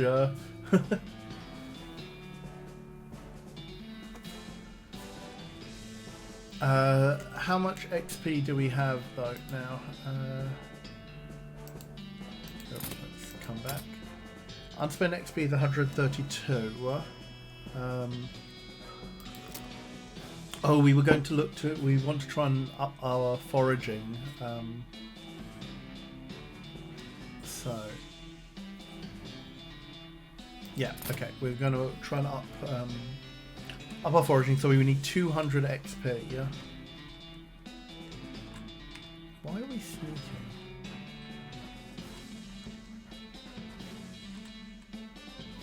Oh, that's right. We need to get past the dog, don't we? Oh. Very funny. You're not going to be able to get past without... We'll give the dog a bone. With a knack-knack paddywhack, you achieve your aim. The dog begins contentedly gnawing on the human femur.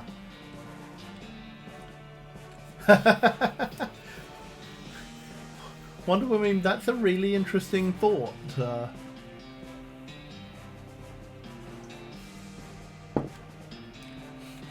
Good for him.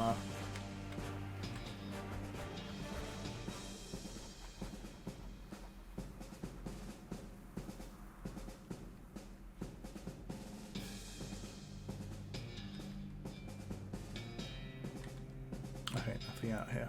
I think we might be heading into a fight here, so I probably want to try and use some of these stuff, not just hoard it, but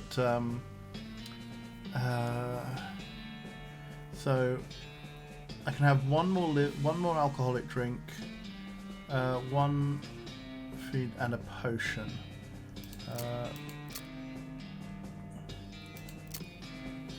So your booze, potions. Oh, the Goblin Gulch Lollipop counts as a potion. No. We can't use the Stardust because we wanted to use that for the ritual. Do we want to increase our speed? No.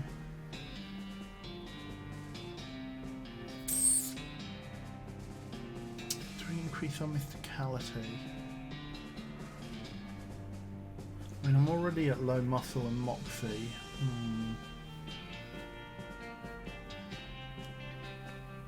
Well, let's let's see if there's any more booze that we can drink.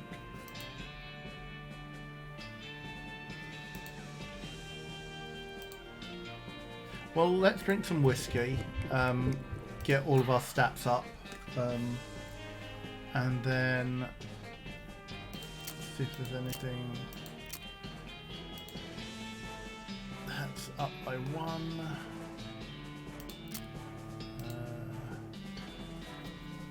Moxie by 3, Mysticality by 3, Muscle, 1 of each, 1 of each, Spell damage by 5. I'm going to eat the hardtack.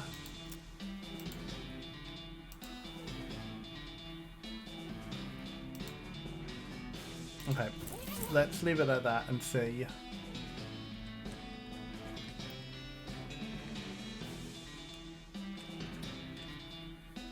The hinges on this gate are really rusty. If you open it, the bandits inside are definitely going to hear it. Well, let's oil the hinges. You use the last of the oil in the can on the rusty hinges. The gate swings open easily and silently.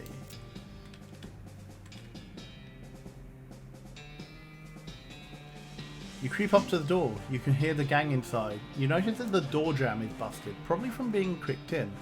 There's a crude hasp made of bent nails on the door. The bandits looks like the bandits have just been locking it with a padlock from the outside when they leave. If you had a lock, you could turn this fortress into a prison. Now then, let's back off and see if we can't buy ourselves a lock. Do we still have Susie's camp? No, we don't. Okay, well, let's go to Buttonwillow's store because she might have a lock for us. You come across a horse trying to fruitlessly to figure out how to use a pair of binoculars. Those aren't for you, buddy. The horse reluctantly agrees and trots off, leaving the binoculars behind. Hooray! You got disposable binoculars.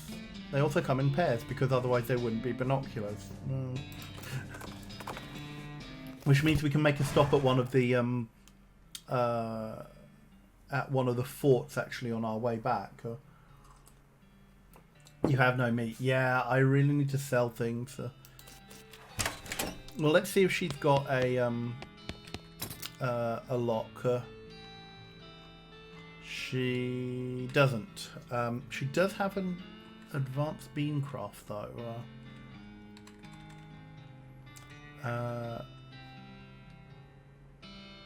Which we'll probably have to come back for. Okay, let's go to Dirtwater then and see. Well, let's go to Fort Cowardice since we are here. A few hundred yards up the trail you see a solitary skeleton trudging to the northwest. Doesn't seem to have noticed you. Or anything else, really. Well, yeah. La la la la la. Which one's this? Grinning. Oh yeah, that's the.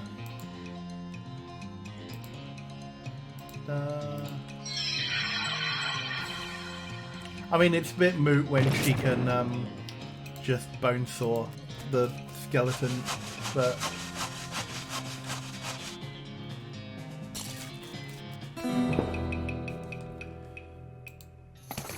Ooh, a skeleton bone and a gold tooth.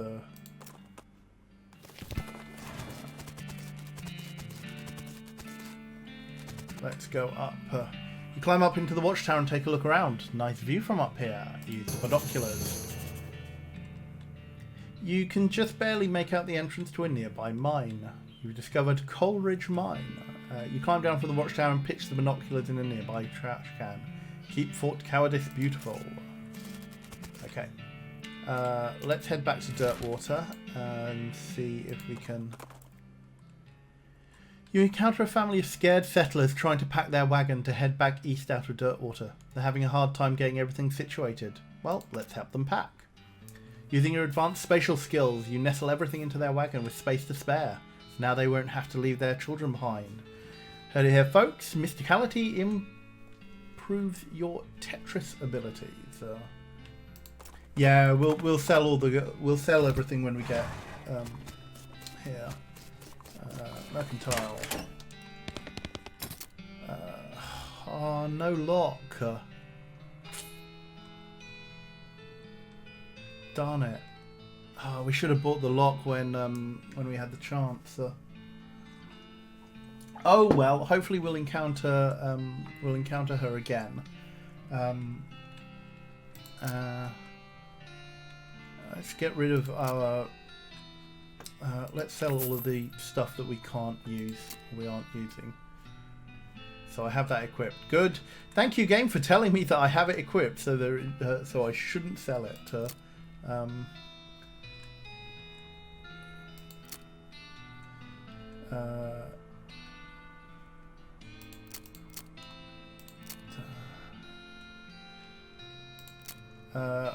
I'm going to just sell those books now because I'm not getting anything better for them.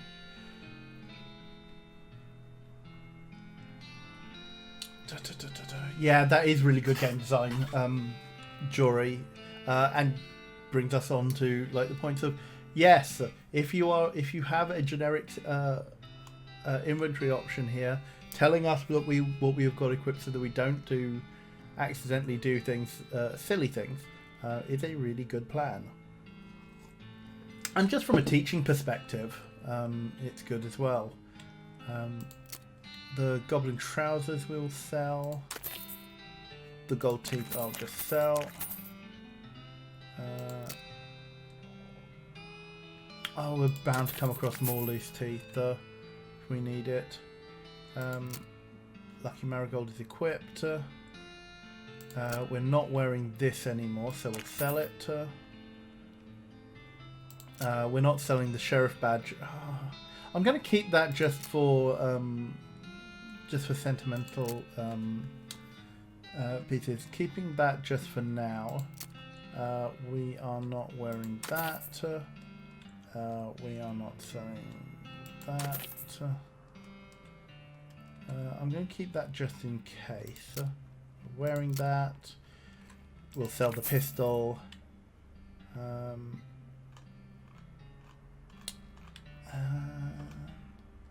think that's it for now, actually. Alright, so let's go and talk to our partner. What do we think we should do next?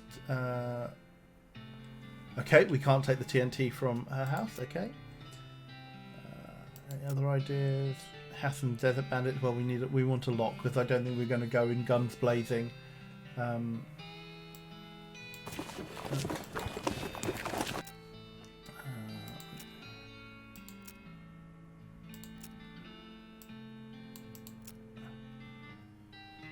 Can't do that yet. Okay, well...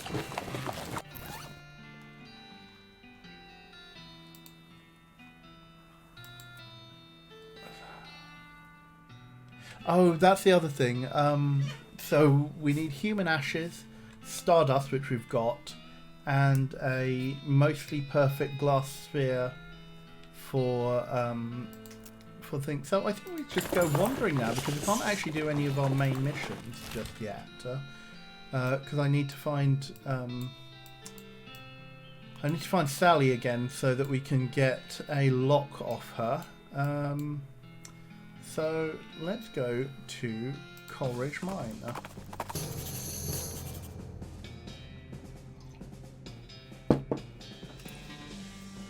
Why do we need human ashes? Cucumber Kale asks.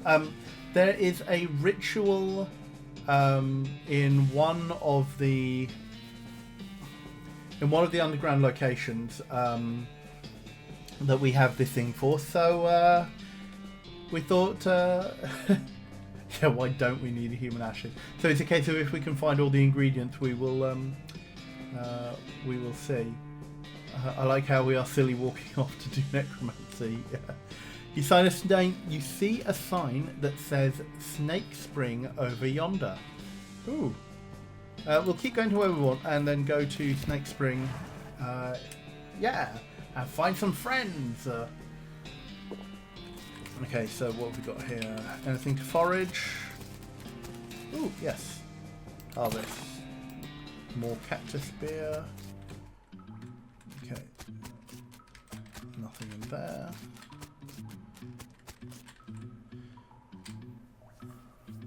There's a row of lockers here. Must have been used for storing the personal effects of the fellas who used to work this mine. The first one is labelled Ellsbury WM and doesn't have a lock on it. The label on the second one is covered in some kind of white goo. The third one is labelled Loose Ben and has a combination lock on it.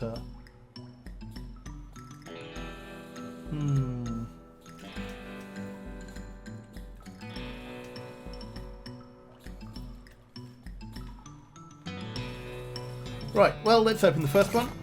The locker contains one of those mining helmets with a lamp on it and a bottle of laudanum. Hooray! Let's have a look at Ellsbury's helmet. +2 armour. I like the fact that we get muscle and armour off the Viking helmet. Open the second locker. You open the locker to reveal a skeleton covered in the same white goo that was on the outside. Ah, you get it.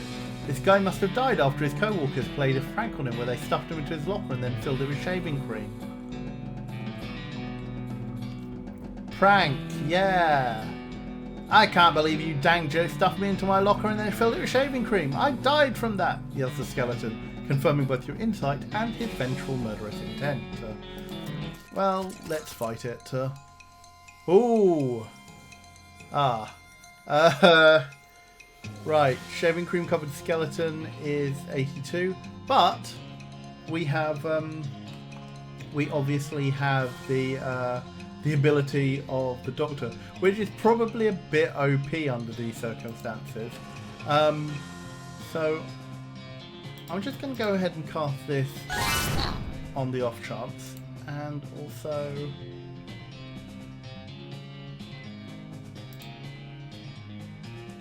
well, let's cast it anyway. I don't think it's leaking malevolent manga. I think that's actually supposed to be the shaving cream. Let's saw it in half.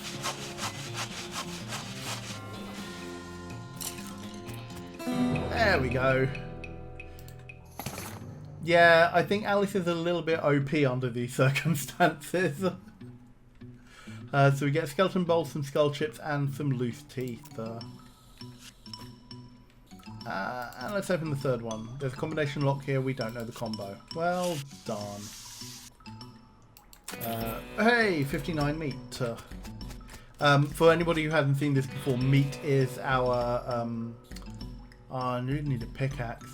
Meat is the currency in this game.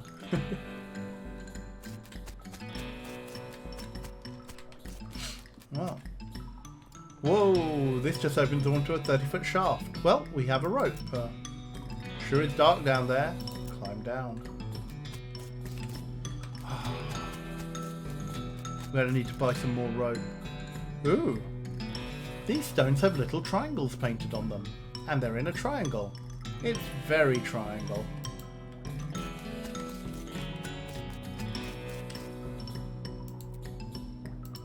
Oh, we can do that. Okay. Yeah, that's probably useful.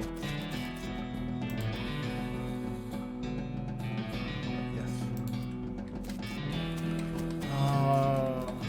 Darn it! We could have got loads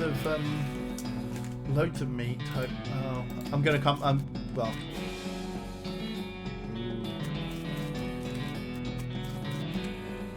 You hate this spiral.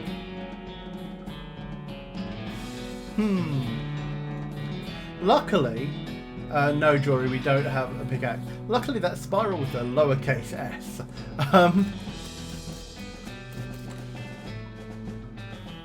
It's an exposed meat vein, throbbing and pulsing, warm. Well, let's reach in, and we gain an unrefined meat nugget and 26 meat. This cart looks like it's only partially real. Loot it anyway. Yep, meat.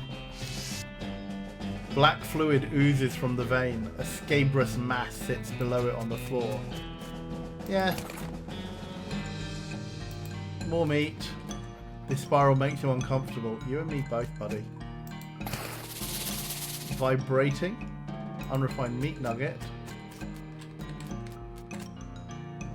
A slit runs the length of the meat vein. It goes in further than you expected. It's warm. You're in it up to the shoulder when you feel it. A beating heart. You've got a meat nugget and 30 meat. Looking at this spiral makes you feel queasy. Oh dear. This card is frighteningly normal. Whoa! 130. Yeah, money. Oof. Looks like this guy should have picked better friends. Well, that was handy. Haha.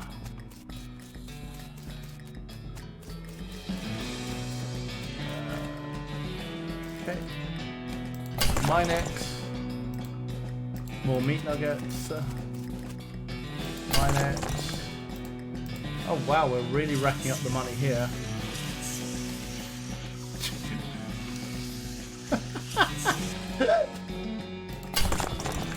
And there we go. Good old rope. Mine X. I wonder if this is just basically to give you a source of money. Hooray, okay. So, where are we going to go next? We were going to go to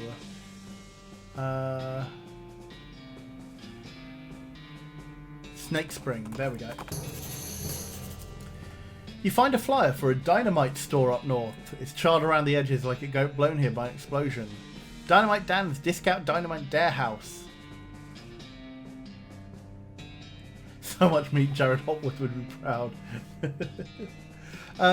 Okay, we'll keep going, but we might be able to buy the amount of dynamite we need.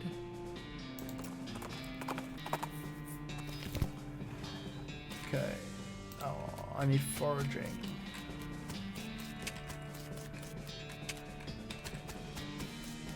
Ooh, coffee cactus. A floral ring. Ooh. Makes foraging random encounters more likely. No, I mean that's not worth it on top of that. Well, I mean, they did say Snake Spring. An endless stream of snakes pours out of a hole in the canyon wall. Grab a wig one, grab a handful, or leave the spring on. Well, no, we said snakes are friends, so let's head to Dynamite Dan's. No, I like snakes, but a snakefall is a bit of a different proposition entirely. A wave of heat hits you from behind. You turn around to see a hell calf pawing the ground and eyeing you with ill intent in its demonic eyes. Eyeing you with ill intent in its dead, black, demonic eyes. Well, we're not cowards, so we're going to charge it. Hurrah! It's the bad cow from April's art. Huzzah!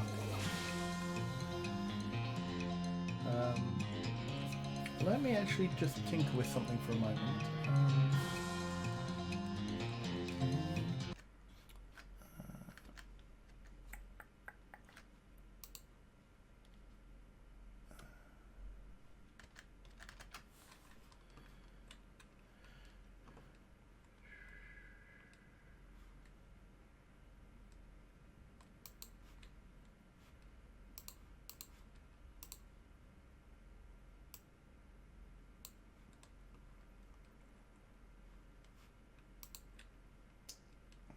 I'll go through mid.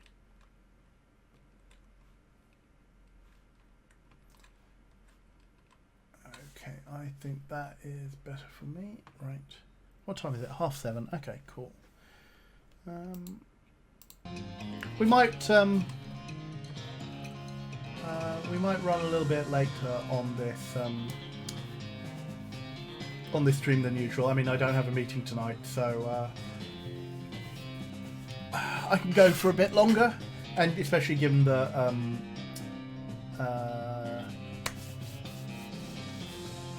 what was I going to say? Given that I'm not coming, given that I'm going to be doing something else next week, Oh, thank you very much, Jory. Cow in need of hugs.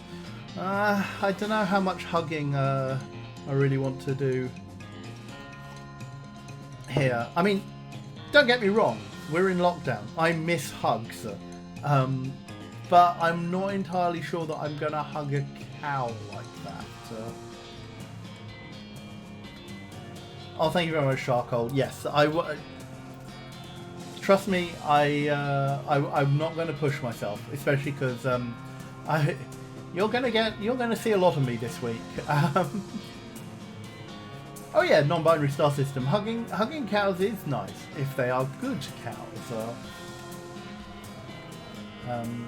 I don't think this is a good cow.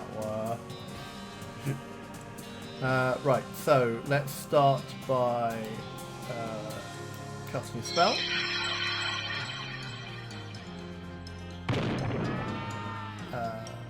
We will shoot it. Yeah, it's only doing 5 damage. 10 hit points. That will only do 4 or 5. 24 spooky damage. Ooh. Let's stick with the lava bean. Oh, thank you very much. 14 cookies gone for the 68 bits. Yes, one day IRL hugs. IRL hugs all round when we get the next chance to do a fan meet or a live event.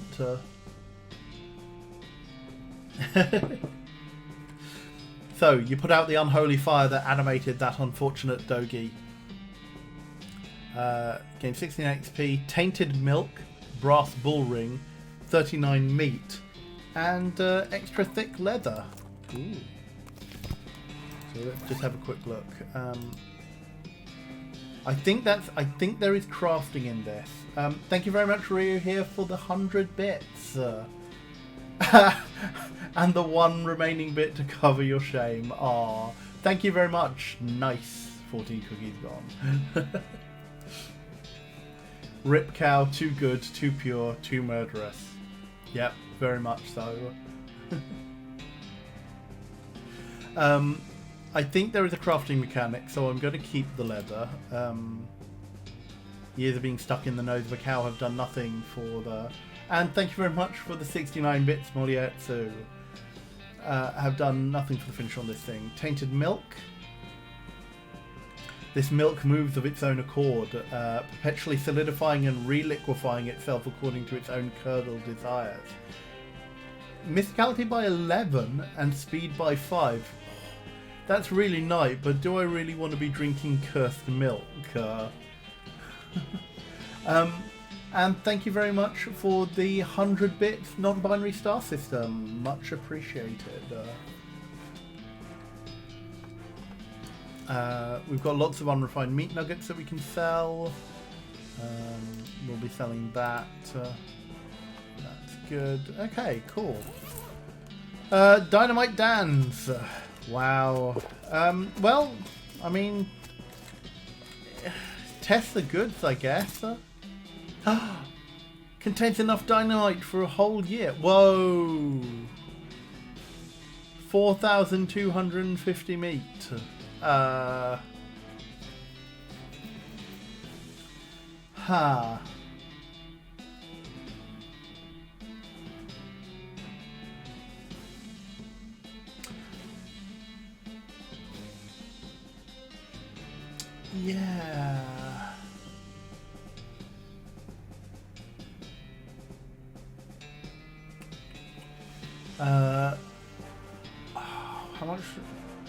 How much do I have?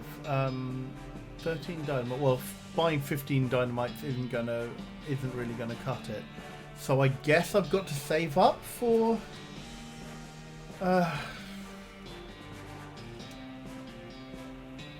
Okay, what can I sell? What can I sell? Well, let's sell that because I'm never going to be doing melee damage. The brass things.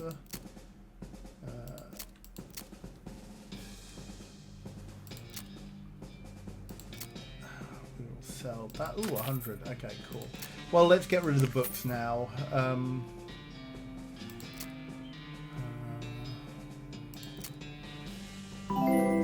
Sell that. Intermediate next.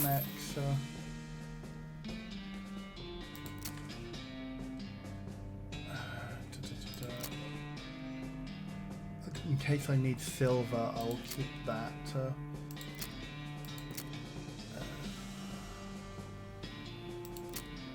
Skull chips. I will almost certainly get more of those. Let's sell all that.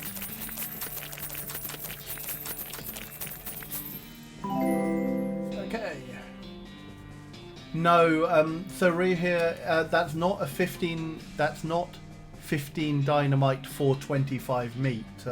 It's that the merchant has 15 sticks, each at 25. Oh, thank you very much, Molietsu, for the community gift sub given to Ava Fred. Welcome to the channel. And Malevolent Mango, thank you very much for the gifted sub to El Zoo. As one of me sees, gosh dang it, yes, the generosity. And 69 bits, nice, from Miss Sunflower 94.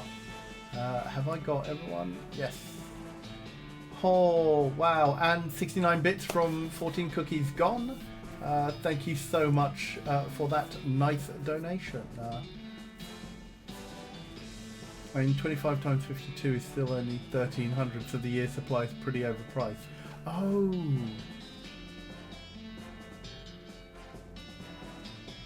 Huh. Is it?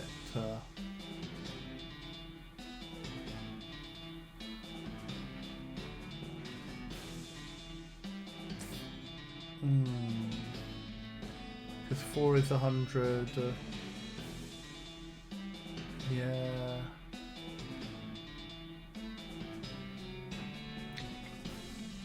That's true. Have to go hunt for more individual antics. Yeah. Okay. Well, I mean, the point is moot right now.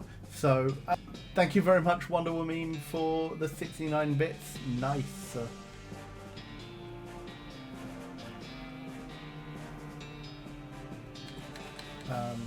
And Molietsu 420.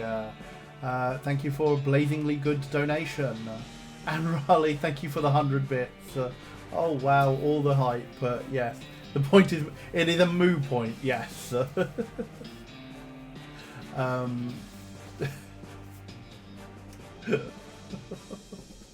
That is very, very nice there. Sticks are 11.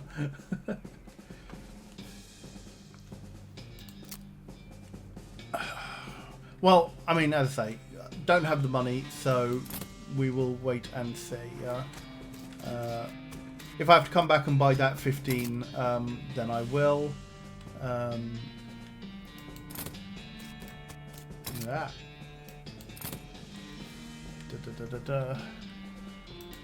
So, where do we go next? Ooh. Oh, 14 cookies gone. Thank you so much. Thank you for the 5 community gift subs to Pezzy Chaos, Snow Possum, Nathaniel Loughlin, Jessica Lee 33, and Alpaca Lux. Welcome to the channel, everyone. Thank you so much. 14 cookies gone. Oh, take care, Plum177. Take care. We'll see you around. Well, I mean, let's have a bit of a wander then. Yeah, we're on a level 3 hype train. Wow. I will say, please ensure that you are gifting and donating responsibly. We know that these are difficult times. There is no obligation to give us anything. But thank you so much. And yes, please make sure that this will not leave you in any problematic circumstances. Gosh. Right. Yes, we were going to go for a wander because I don't think I can really do anything much here. Investigating the smoke of a nearby campfire, you find a bandit snoozing cozily out beneath a large and colourful quilt, which seems like a strange choice for camping gear, right? And then he wakes up and jumps to his feet, revealing that the large and colourful quilt is actually a large and colourfully quilted pair of pants. In stark contrast with his whimsical pants, he is undeniably hostile. So we can fight him or misinform him. What do we want to do? I still think we haven't quite got a grip on whether we're a leap-in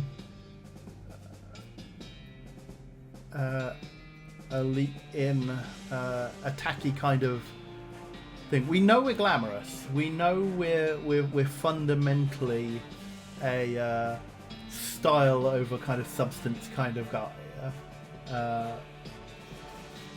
But do we want to fight this one, or do we want to misinform him? It seems to be how our mood is at the time. That's true. Thank you very much, Piper, for the 69 bits. Nice.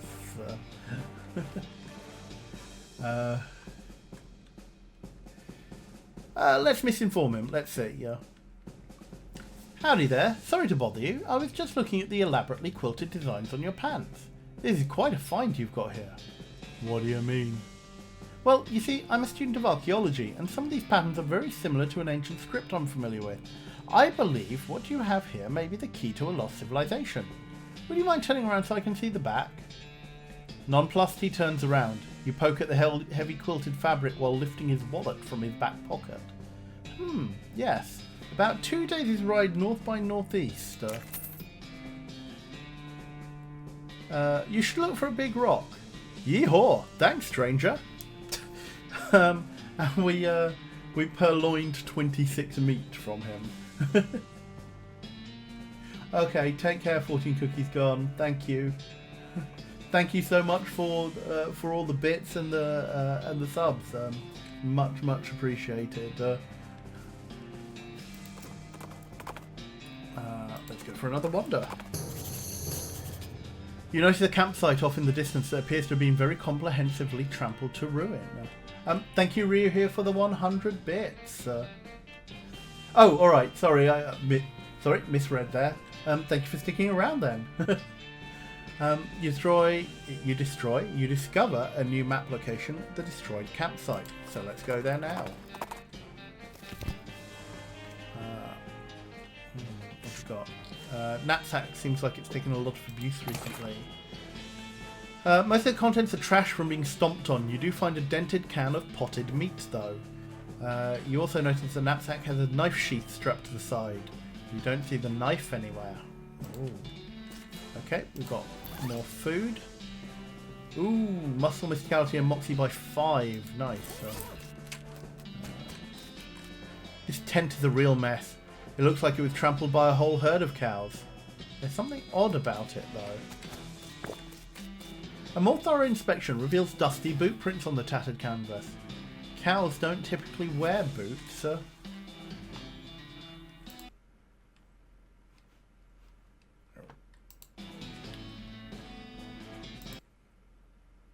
right. Yeah. Sorry, I don't know what that...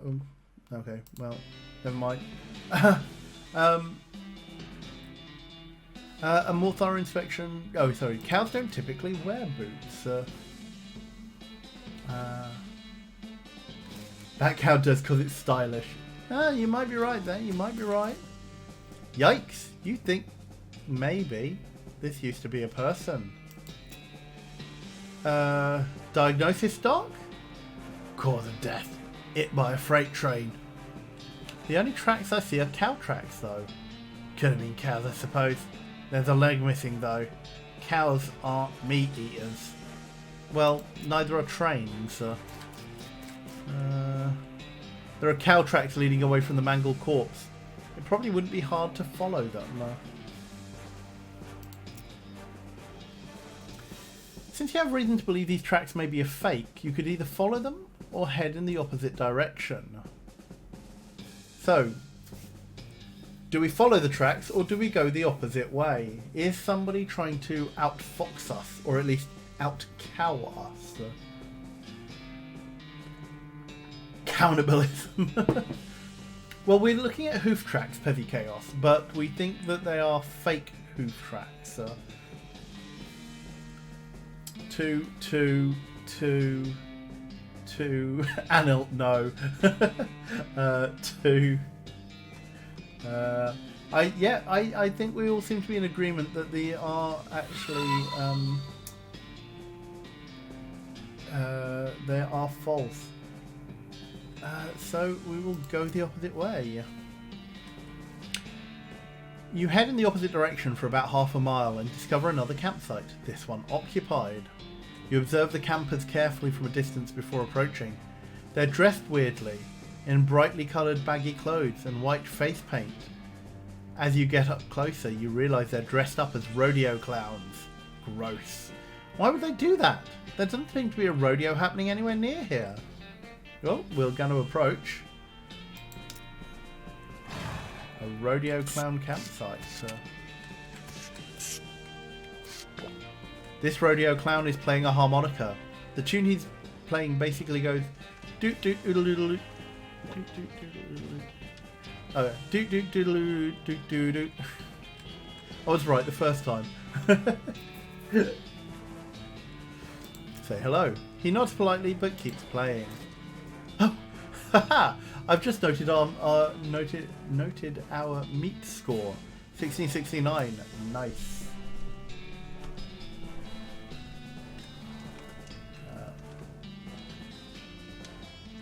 Nope. I'll move that closer. Sorry, just adjusting the. Oh well, it's one or the other. Okay, never mind. Clownibalism.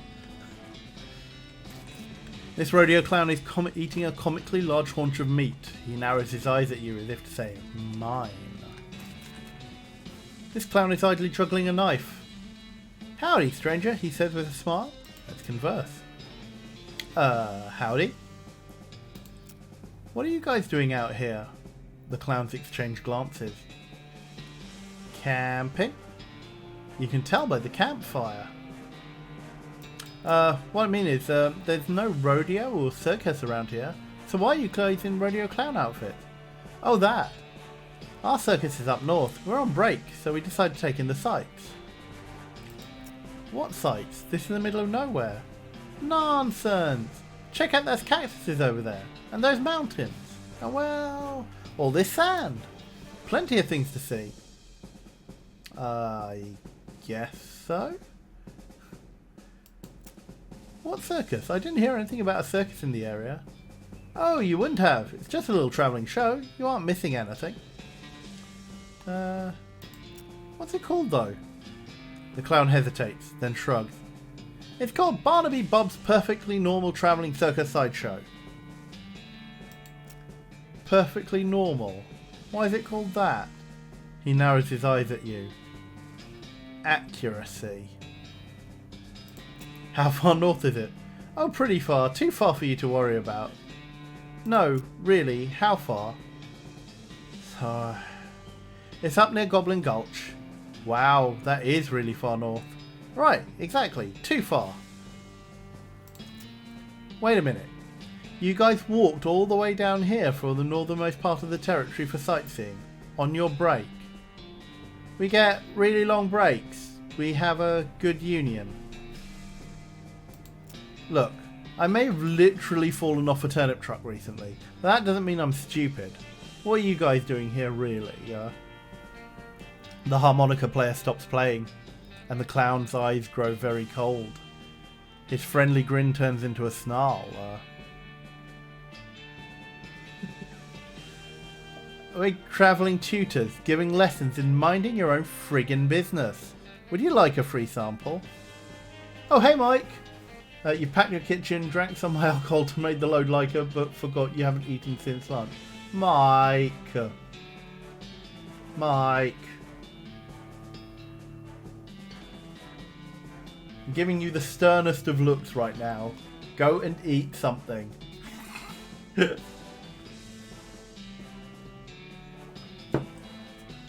Please, self-care. I need my co-host in sound and sensible mind and body.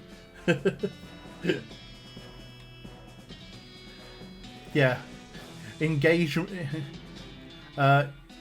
parental mode chat.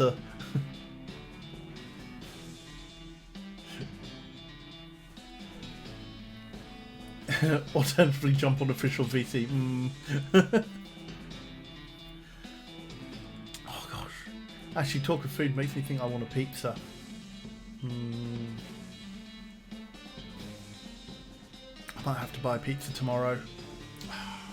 Peer pressure is real. Yes.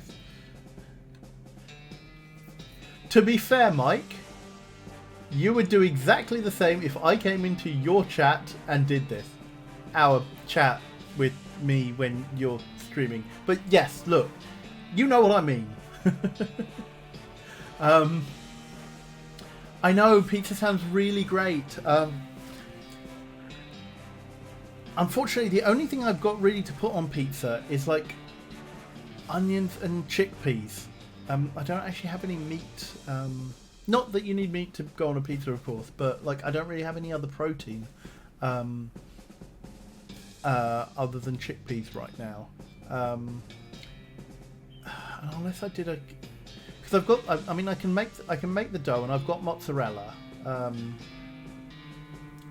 So I could do something like a filled shed load of meat in the game. Yes, but I can't take the meat out of the game and put it on my pizza. Oh, I've had chickpea pizzas before. It's just also it takes, half an hour to make the pizza dough. A little cooking show. Yes, Cassidy B. I mean, cooking with Chrono is something that is on our Sandbox Sunday to-do list, and obviously with Helen having started up cooking streams, there is a possibility at a later date of doing something along those lines, if she is up for it. Thank you very much, Ryu, here for the 100 bits to gently encourage Mike to have dinner. I don't think I can set up an improvised pizza stream after this, unfortunately. Oh darn, the light's gone out. Oh, I must remember to keep charging that. You say that like you're the most put upon person, Mike. Thank you very much for the 200 bits, Raleigh. Thank you very much for the 69 nice bits, Molietsu. And thank you very much, 14 cookies gone, for another 69 nice foodie bits.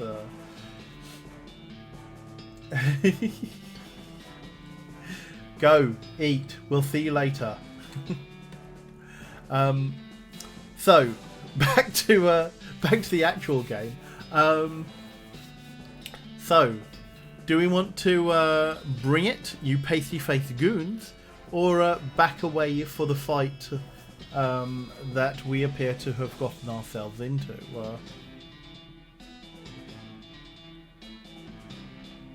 Yes, very much, chat. We bully because we care. Fight the clowns. Kind of want to smack the clowns around a bit. Fight. Number 2. That clown is giving me attitude. And he wasn't answering our questions. Clown fight! Right, bring it on, you pasty goons. Oh, gosh. Well, that was a disconcerting set of laughs. So, what we are going to do, we are going to get myself a bodyguard. What are they all? 37, 40, 43, 44, and there is a barrel in the way. Okay. He is highest, so let's do I have anything that gets me AP again?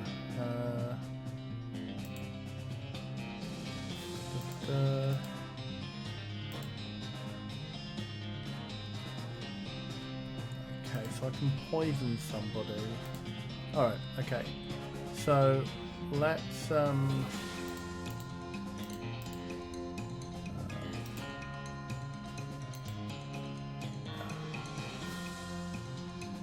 actually, let's cast a spell on him.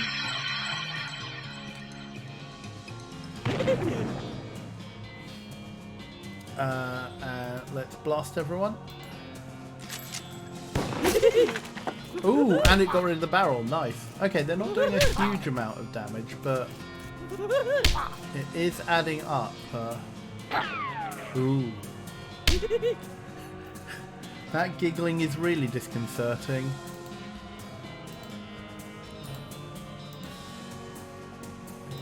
Shoot. Only 3? Okay, well... Oh, it's going to leave him on 1. That's annoying. Oh no.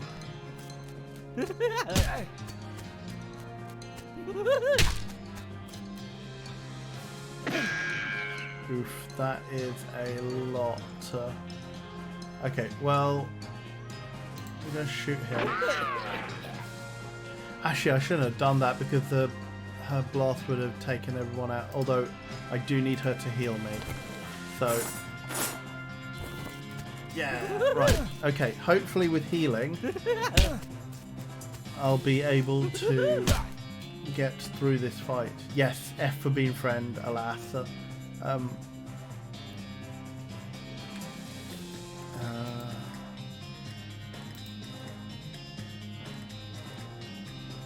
Well, let's try poisoning him. See what that actually does. So it gives him 5 poison. Oh, actually, and I still get a shot. Okay.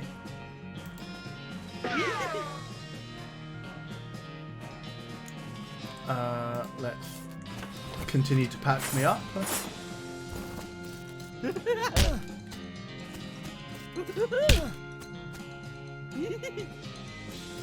Okay, so the poison is a deleterious effect over time. Got 11. We'll shoot him, and then next time he will hopefully go down. Yeah. So we will heal. So this is a kind of lava rinse repeat kind of. We've been leaving you. Oh, groan Wolfrin.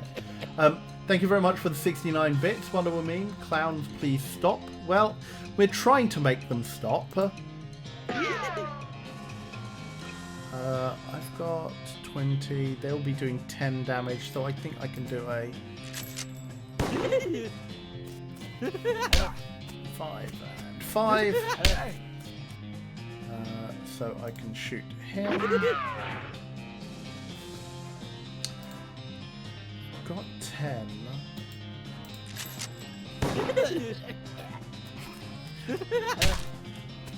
Here we are very much playing the numbers game where life is I am not hurting or damaged until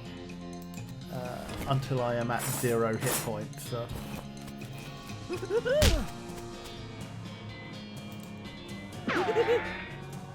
And then one final blast. Boom! Those clowns have laughed their last. Thank you very much for the 100 bits through here. Clowns are gone but may appear in my nightmare. Thank you. Good job for getting rid of them. Oh, thank you. Well, that's one pack of demonic radio clowns that won't be troubling people anymore. And boy, you did not expect to be thinking that sentence today. 80 XP though. Ooh, nice. You poke around their campsite for a bit, but don't find anything of value apart from the leader's knife and a ticket to the circus. Well, the harmonica maybe, but that clown had his lips all over it. Ugh. So we've got a clown knife, a circus ticket. You also find a note in one of the lead clown's pockets. It seems to be orders to check out an abandoned tannery not far from Dirtwater. Probably a bad idea to let these guys wander around near town, so maybe you should investigate. So we've got Danny's Tannery. Shut up. Okay. Nothing there. Simple 3-man tent, which probably sleeps about 40 clowns. Nice. Okay, so what have we got? We got the clown knife.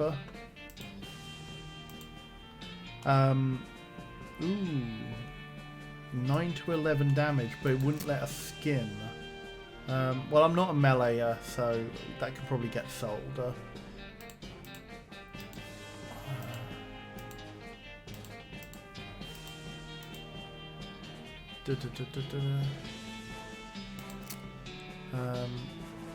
Circus ticket. Barnaby Bob's perfectly normal travelling circus. Admit one a partner. Well. Oh, hey, Danny.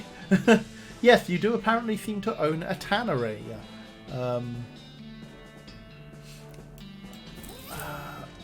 Whether or not...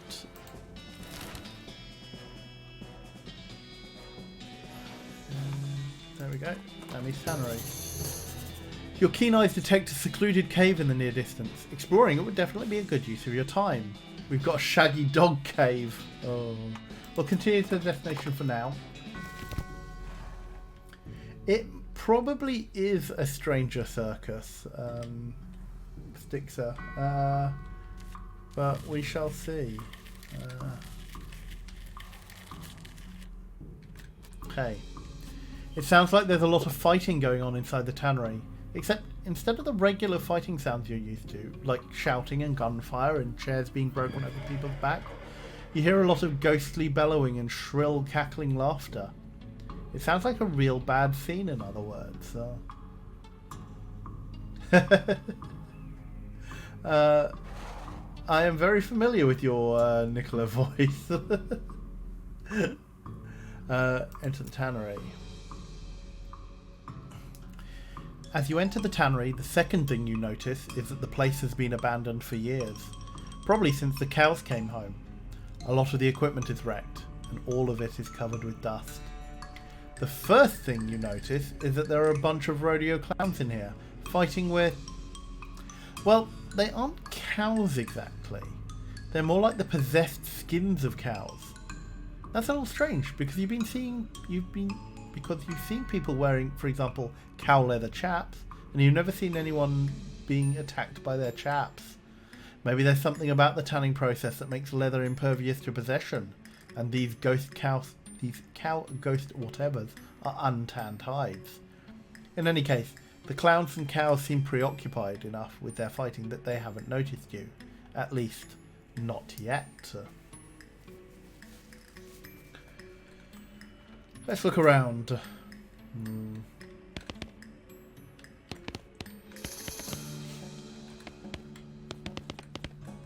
So there's a load of lye.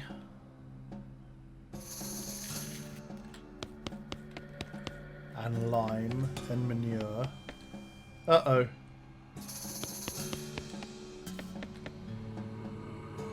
Lots of, there's a lot of people here. Chaps, the lesser known cousins of lads and blokes, yes. Thank you very much, 14 Cookies Gone, for the 69 bits. Okay, I'm heading out now. See you all Saturday. Okay, take care. We will see you on Saturday. This door is locked, which is probably just as well considering the ruckus you hear on the other side of it. Okay, chat. Do we start taking on these creatures? Oh, and take care, not Bianca. As you approach the clown and weird ghost leather ghost thing, they take notice of you and stop fighting while they process this new development. The clown, fortunately, seems to decide he hates cows more than you. The cow, unfortunately, decides it hates you more. Well, let's hate it right back. Okay, well... it is a pretty tough cow. So let's cast a spell. See how much it does. A bit less than ideal, so shoot. How much does the clown have? Oh, the clown is pretty tough as well, actually. 13 hot damage, 13 spooky damage. Okay. Oh, it's got 20 mysticality, that's why. Okay. Well, let's carry on casting spell. Shoot. And hopefully we'll go for the clown. And there we go. You beat the cow, but the enemy of your enemy is apparently not your friend, because the clown decides it's his turn to be on the right side of the screen. Uh-oh. Ouch! Whoa! Okay, I'm going to need a bodyguard. And...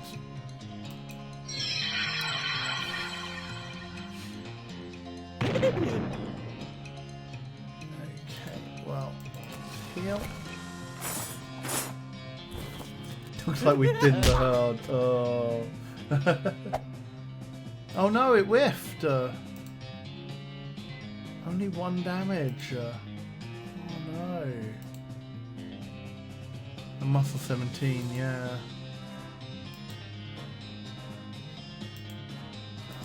Gosh. Okay. Well, this might not be great for us. Okay. Oh, it can't hurt, but at least it's providing a... Well, I was about to say at least it's providing a meat shield, but it's not. It's providing a mean shield. But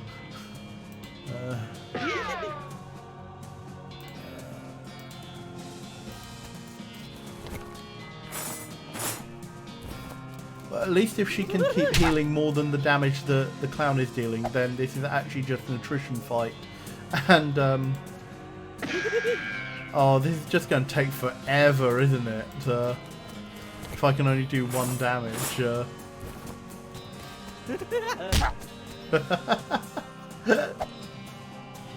Yeah, the vegan meat shield. Do I have anything that will do... Let's fire it and see.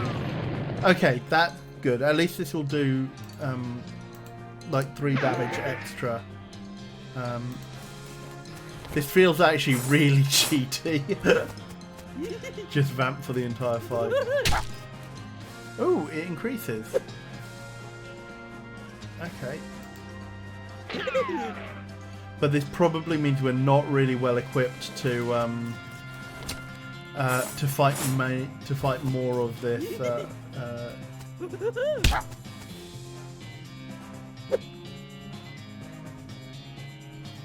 Let's shoot. Heal. Very much a lather, rinse, repeat kind of fight here. Okay, those incendiary bullets are more useful than I was expecting them to be. Yeah. How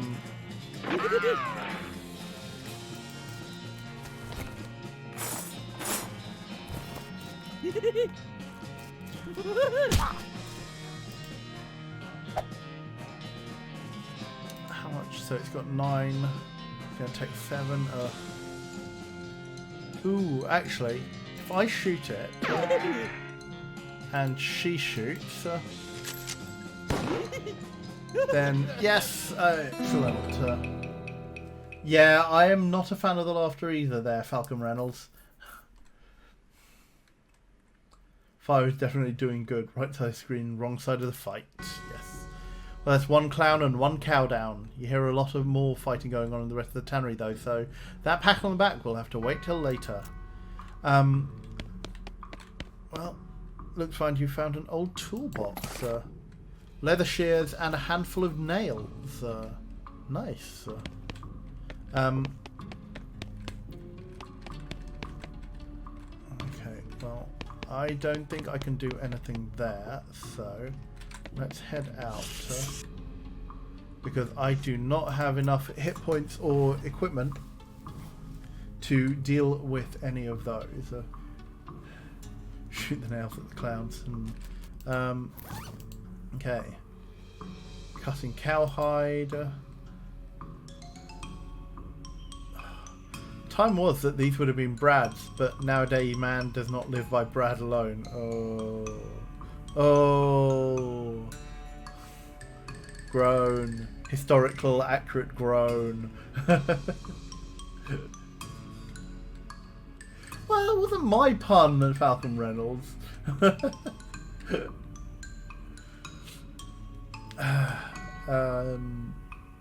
Okay. Has that told us where the circus is? The clown campsite?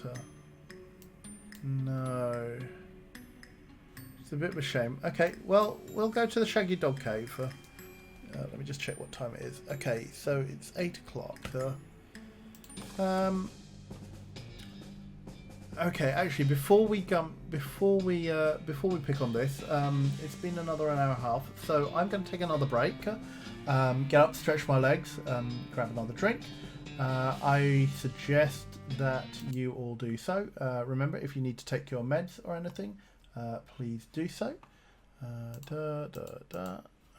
Okay, and we will be. So put that on. And we will be right back. See you in a moment, folks.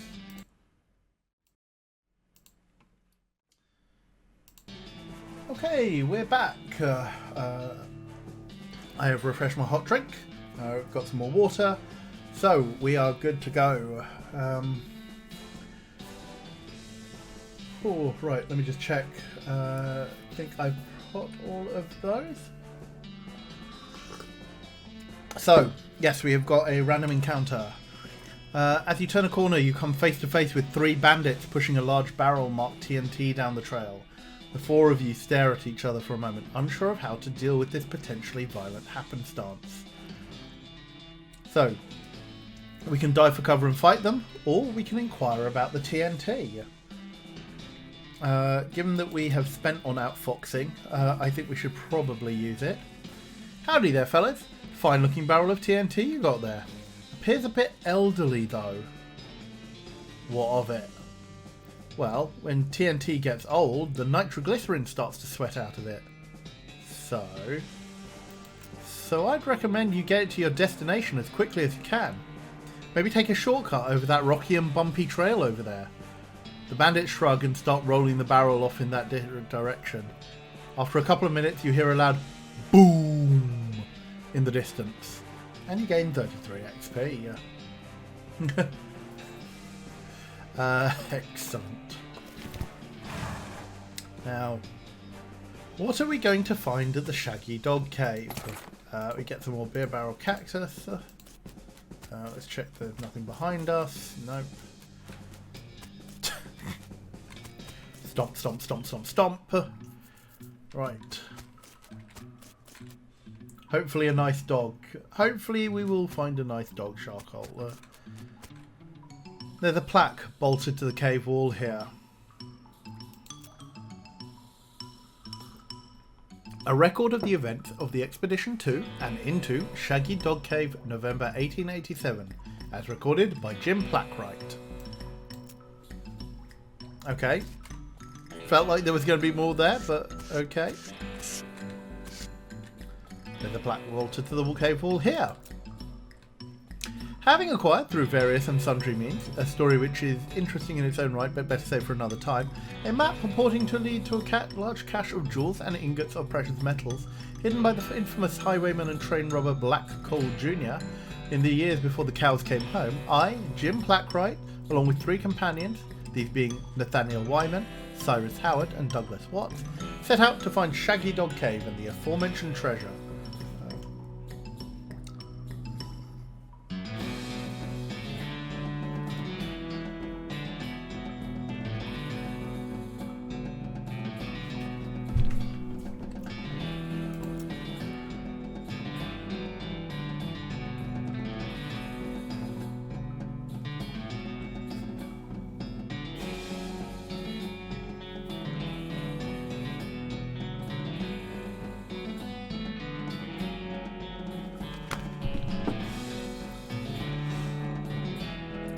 Okay.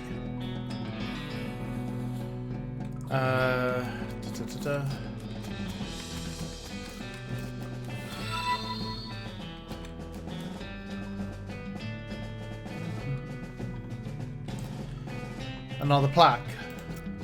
Our equipment and provisions consisted of 1 cart and a horse to pull it, 4 additional horses to be ridden, 2 shovels, a spade and a mining pick, a large coil of rope, 1 large basket of eggs, as well as an assortment of other trail provisions and cookware, my own collection of blank plaques and engraving tools, 1 large and shaggy dog, and a butt-for.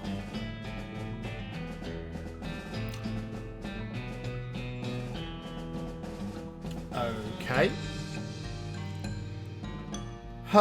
They put all their eggs in 1 basket. It does seem like it was a bad move. But they also have a butt-for.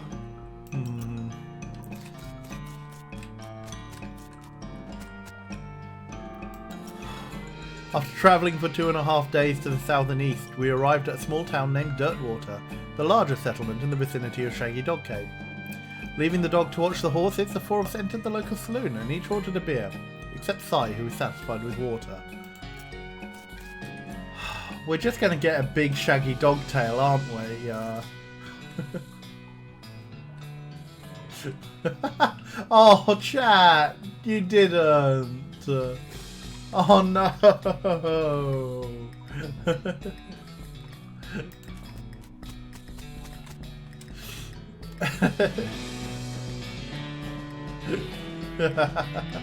That's fairly is tired.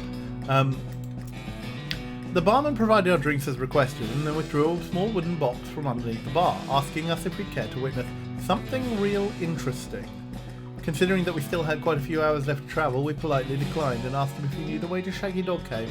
He replied that he had never been there personally, but gave us rough directions, which correlated nicely with the notes on our map.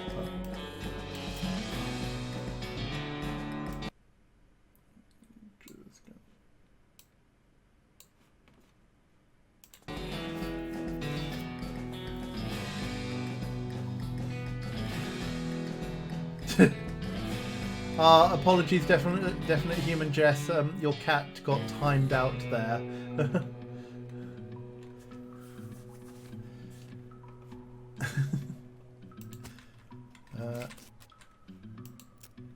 Alright, no, we read that one. Upon leaving the saloon, we discovered to our dismay that some unknown villain had tampered with our wagon. Fortunately, the only supplies missing were the butt-fur and the entire basket of eggs, apart from one that Doug had concealed within a pocket for safekeeping. We also discovered that the dog had absconded with one of the horses, forcing Nate and Sai, after the drawing of lots, to share. So the dog ran off with the horse, the butt-fur is missing, and they didn't put all their eggs in 1 basket.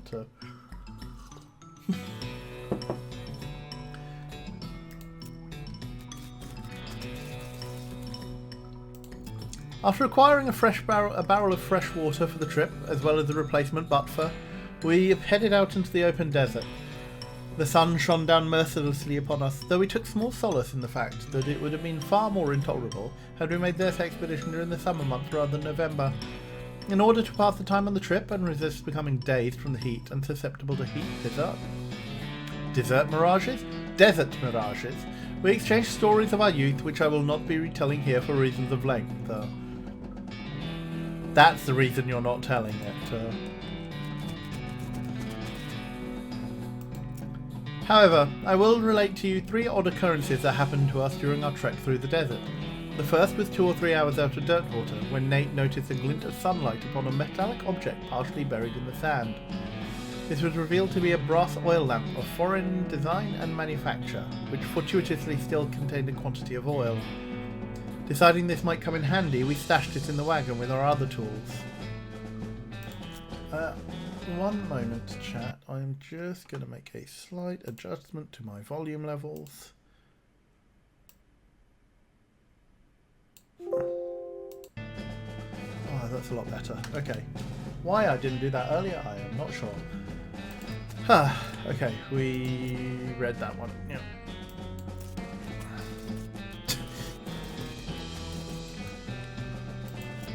Our next encounter was with a nomadic goblin tribesman who we discovered spoke excellent English. He inquired as to our destination and we replied that we were looking for Shaggy Dog Cave, though he did not disclose the reason for our journey. The goblin confirmed that we were heading on the correct course and mentioned that he had only a short time earlier witnessed a large and shaggy dog riding a horse in the same direction. We all agreed that this was an unusual sight indeed and continued on our way. Yeah, I think Explorer has become posh English now.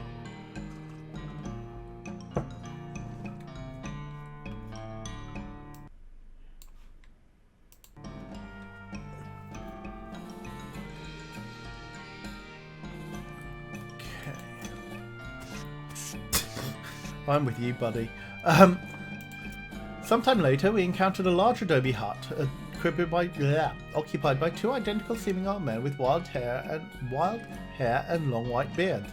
They invited us to take shelter from the heat, which we gratefully accepted, and introduced themselves as hermits. It struck me as peculiar given that there were two of them, but I felt it would be rude to question them on that point.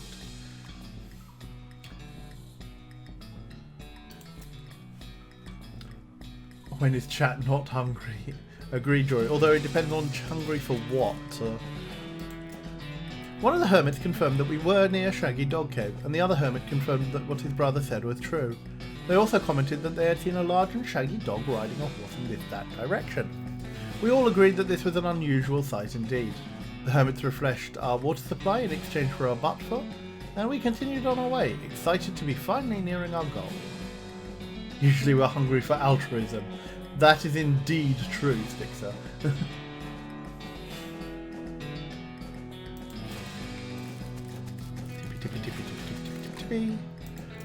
After 2 more hours, we finally arrived at Shaggy Dog Cave. Carefully keeping our excitement in check lest we become incautious, we unloaded our equipment and supplies from the wagon and took a brief respite in the cool shade of the cave entrance. To celebrate our arrival, Doug unpocketed and shared the egg he had saved from our basket that had been stolen in Dirtwater. Once we were rested, we decided the time had come to explore the cave. Yes, very Vero. It appears that it is for trading.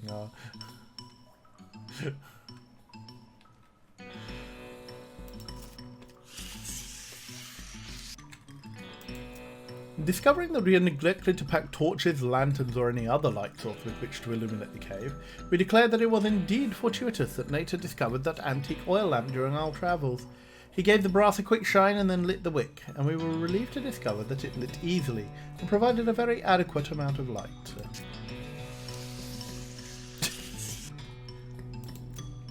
As we headed into the cave, we were further encouraged by the fact that the floor was quite even and easy to traverse, and there were no side passages which might cause us to become lost.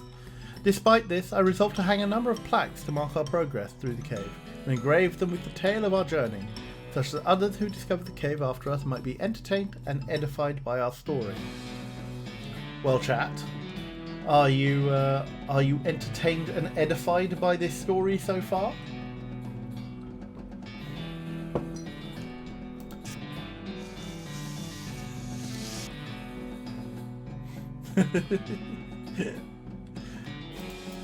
Soon we came to the end of the tunnel. While Nate, Cy and Doug took turns with the excavation, I completed the last of the aforementioned plaques. It was a matter of perhaps an hour before Cy's shovel struck a wooden surface with a hollow noise, and we hauled a traditionally styled treasure chest out of the hole with great excitement. Are we actually nearing the end of the... The chest was locked with an ancient and rusting iron padlock, which broke easily from the single swing of our pickaxe. We opened the lid slowly, and the flickering light of the antique oil lamp shone brilliantly upon jewels of every colour and shining ingots of precious metals, just as promised by the legends of Black Coal Jr. Black Coal Jr. Joyous at our triumph, we loaded the chest onto our wagon and began the journey home. Thank you for reading, and may your own endeavours be equally successful. Signed, Jim Plackwright. Really? It's a hole. A completely empty one.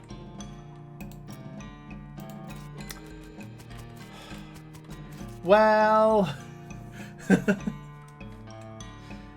I don't know really what we expected, but that was probably about the best of it, chat.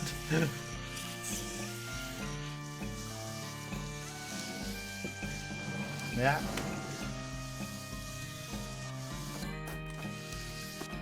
I don't think the treasure were the friends we made along the way. The treasure is probably the plaques he made along the way.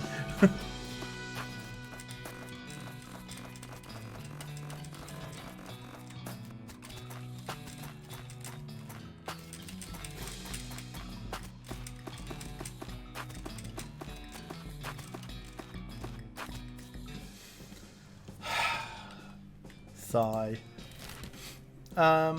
Okay, so what do we want to do? Let me just check.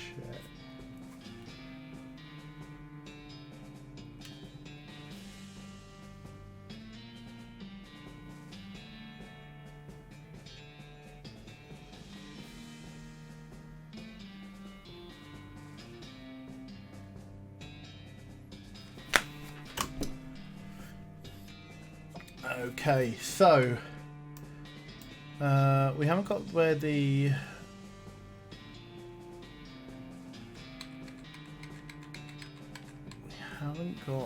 we need a lock really, and there wasn't on any of those stores, so I think it's probably just a wandering until we can find more dynamite or such. At the side of the trail you see a small hell cow, a hell calf really. It snorts at a patch of brush, lighting it on fire, then starts grazing. Do we want to fight it or lure it into a trap?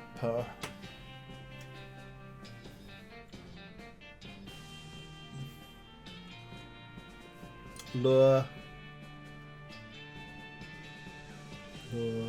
Trap.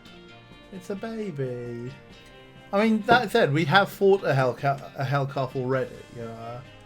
Adopt.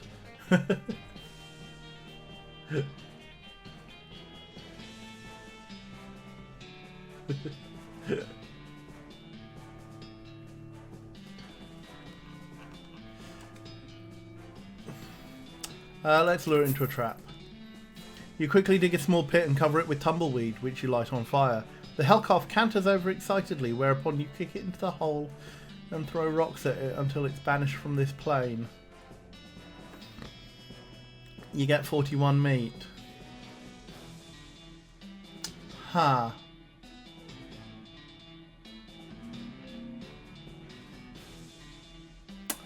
Don't feel so good about that. F for the hell calf, yeah. Oh well, alas. Actually, that's a good point, Miss Sunflower 94. It went to its home plane. Yes, it went.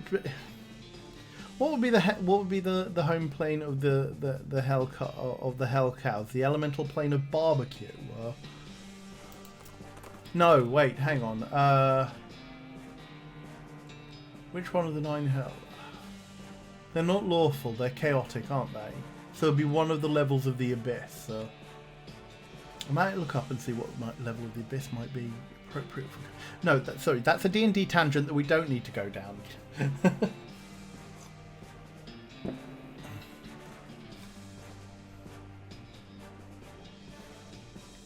Yeah, there are lots of levels of the abyss. There is probably one that is appropriate.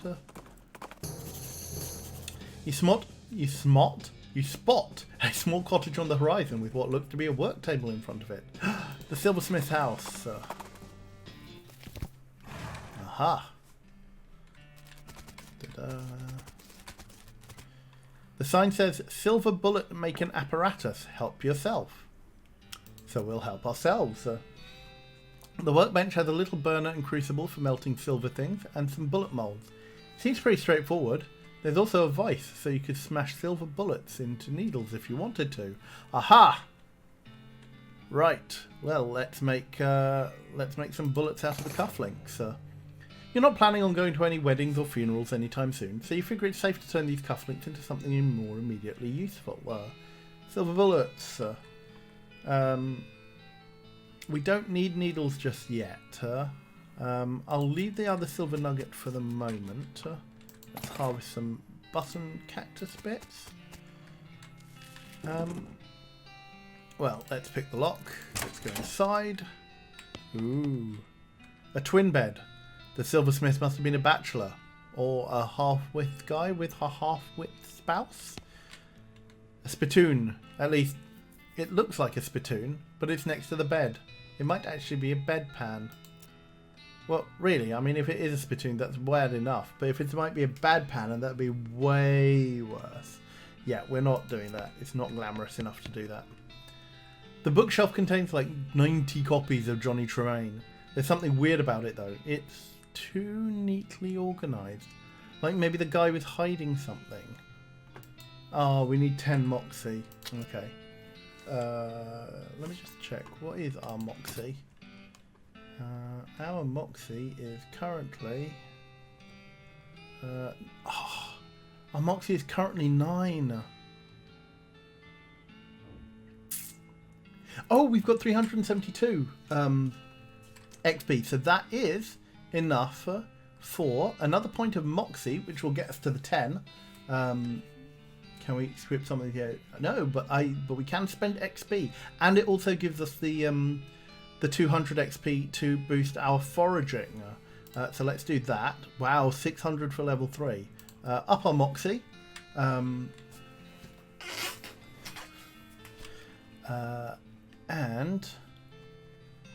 that leaves us 142. So obviously, I think it's time we upped our glamour.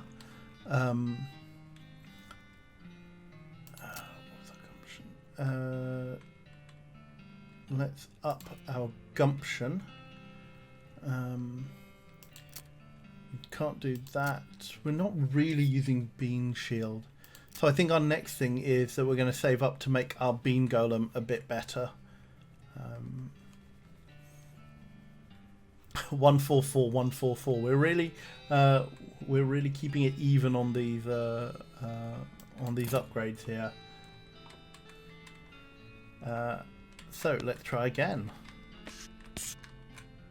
This shelf looks pretty picked over. Search. You find a couple of things that still look edible. Instant grits or plum pudding. Okay. Aha. Search for secrets. Tucked behind one of the books, you find a small envelope filled with receipts. About half of them are from a shop called the Silver Plater. He was crooked. The Silversmith was selling cheap fakes. Oh well. He's gone now, and so are most of his customers. No sense in stirring up trouble at this point. You write down the location of the shop. Might come in handy. You've discovered a new map location, the Silver Plater. Let's hit the road. Okay, nothing in thing. There's a note on the safe reading, I forgot the darned combination to this confounded thing. If you can open it, you're welcome to what's in it. Ooh, safe cracking 3 is not something I am going to be getting hold of anytime soon. So, we've got plum pudding, instant grits, is muscle, we can sell that. Oh, the silver bull, oh, deals extra damage against cows and other demonic creatures. Nice. And the map gave us the Silver Plater. Okay. Well, I think before we head off in that direction,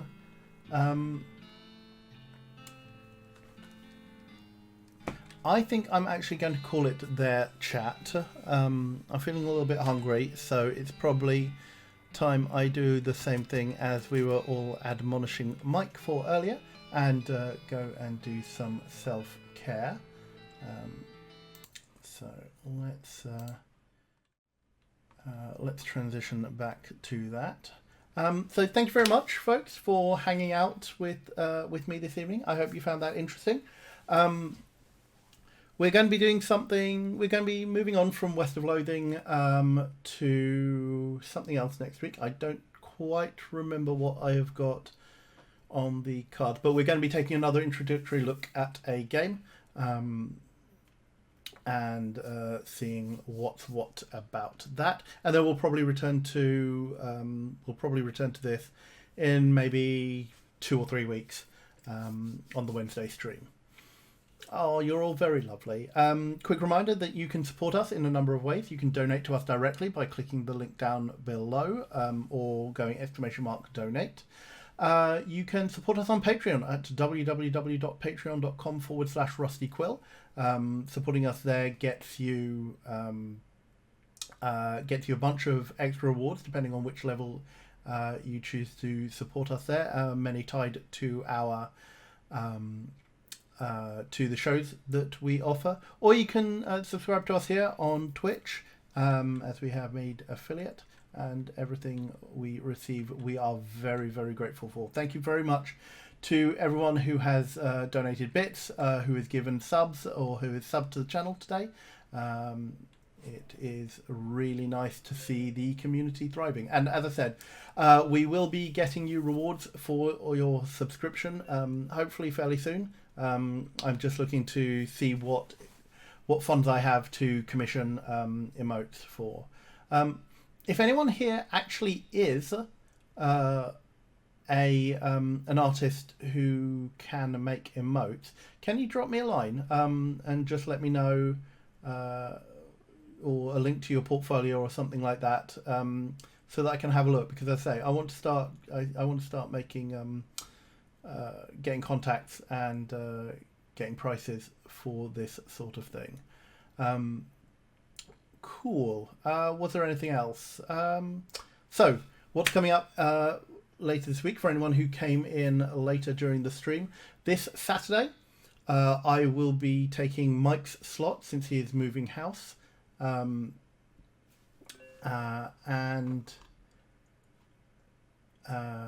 Yes, I will be taking Mike's slot since he is moving house and unable to stream this weekend. So I will be playing Gone Home at 3 p.m. on Saturday.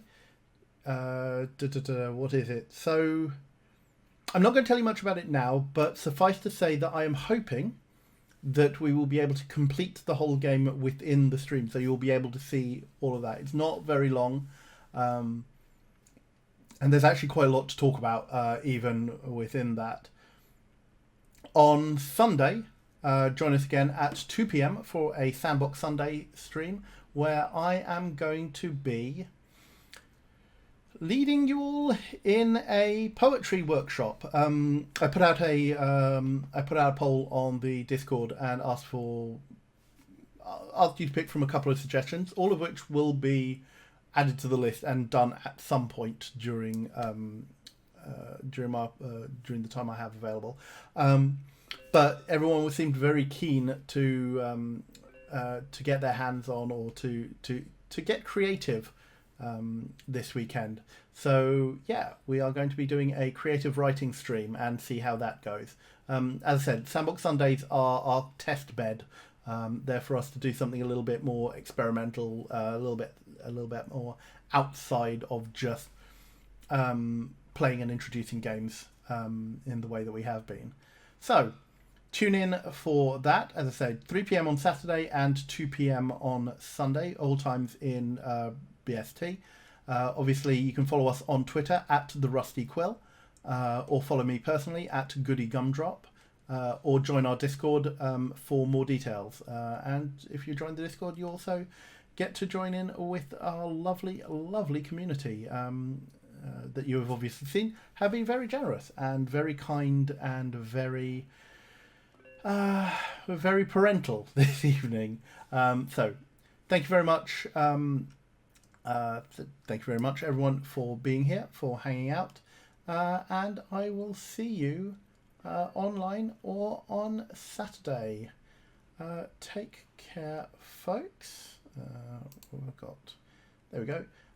So hope you'll have a lovely rest of day. Take care. Bye.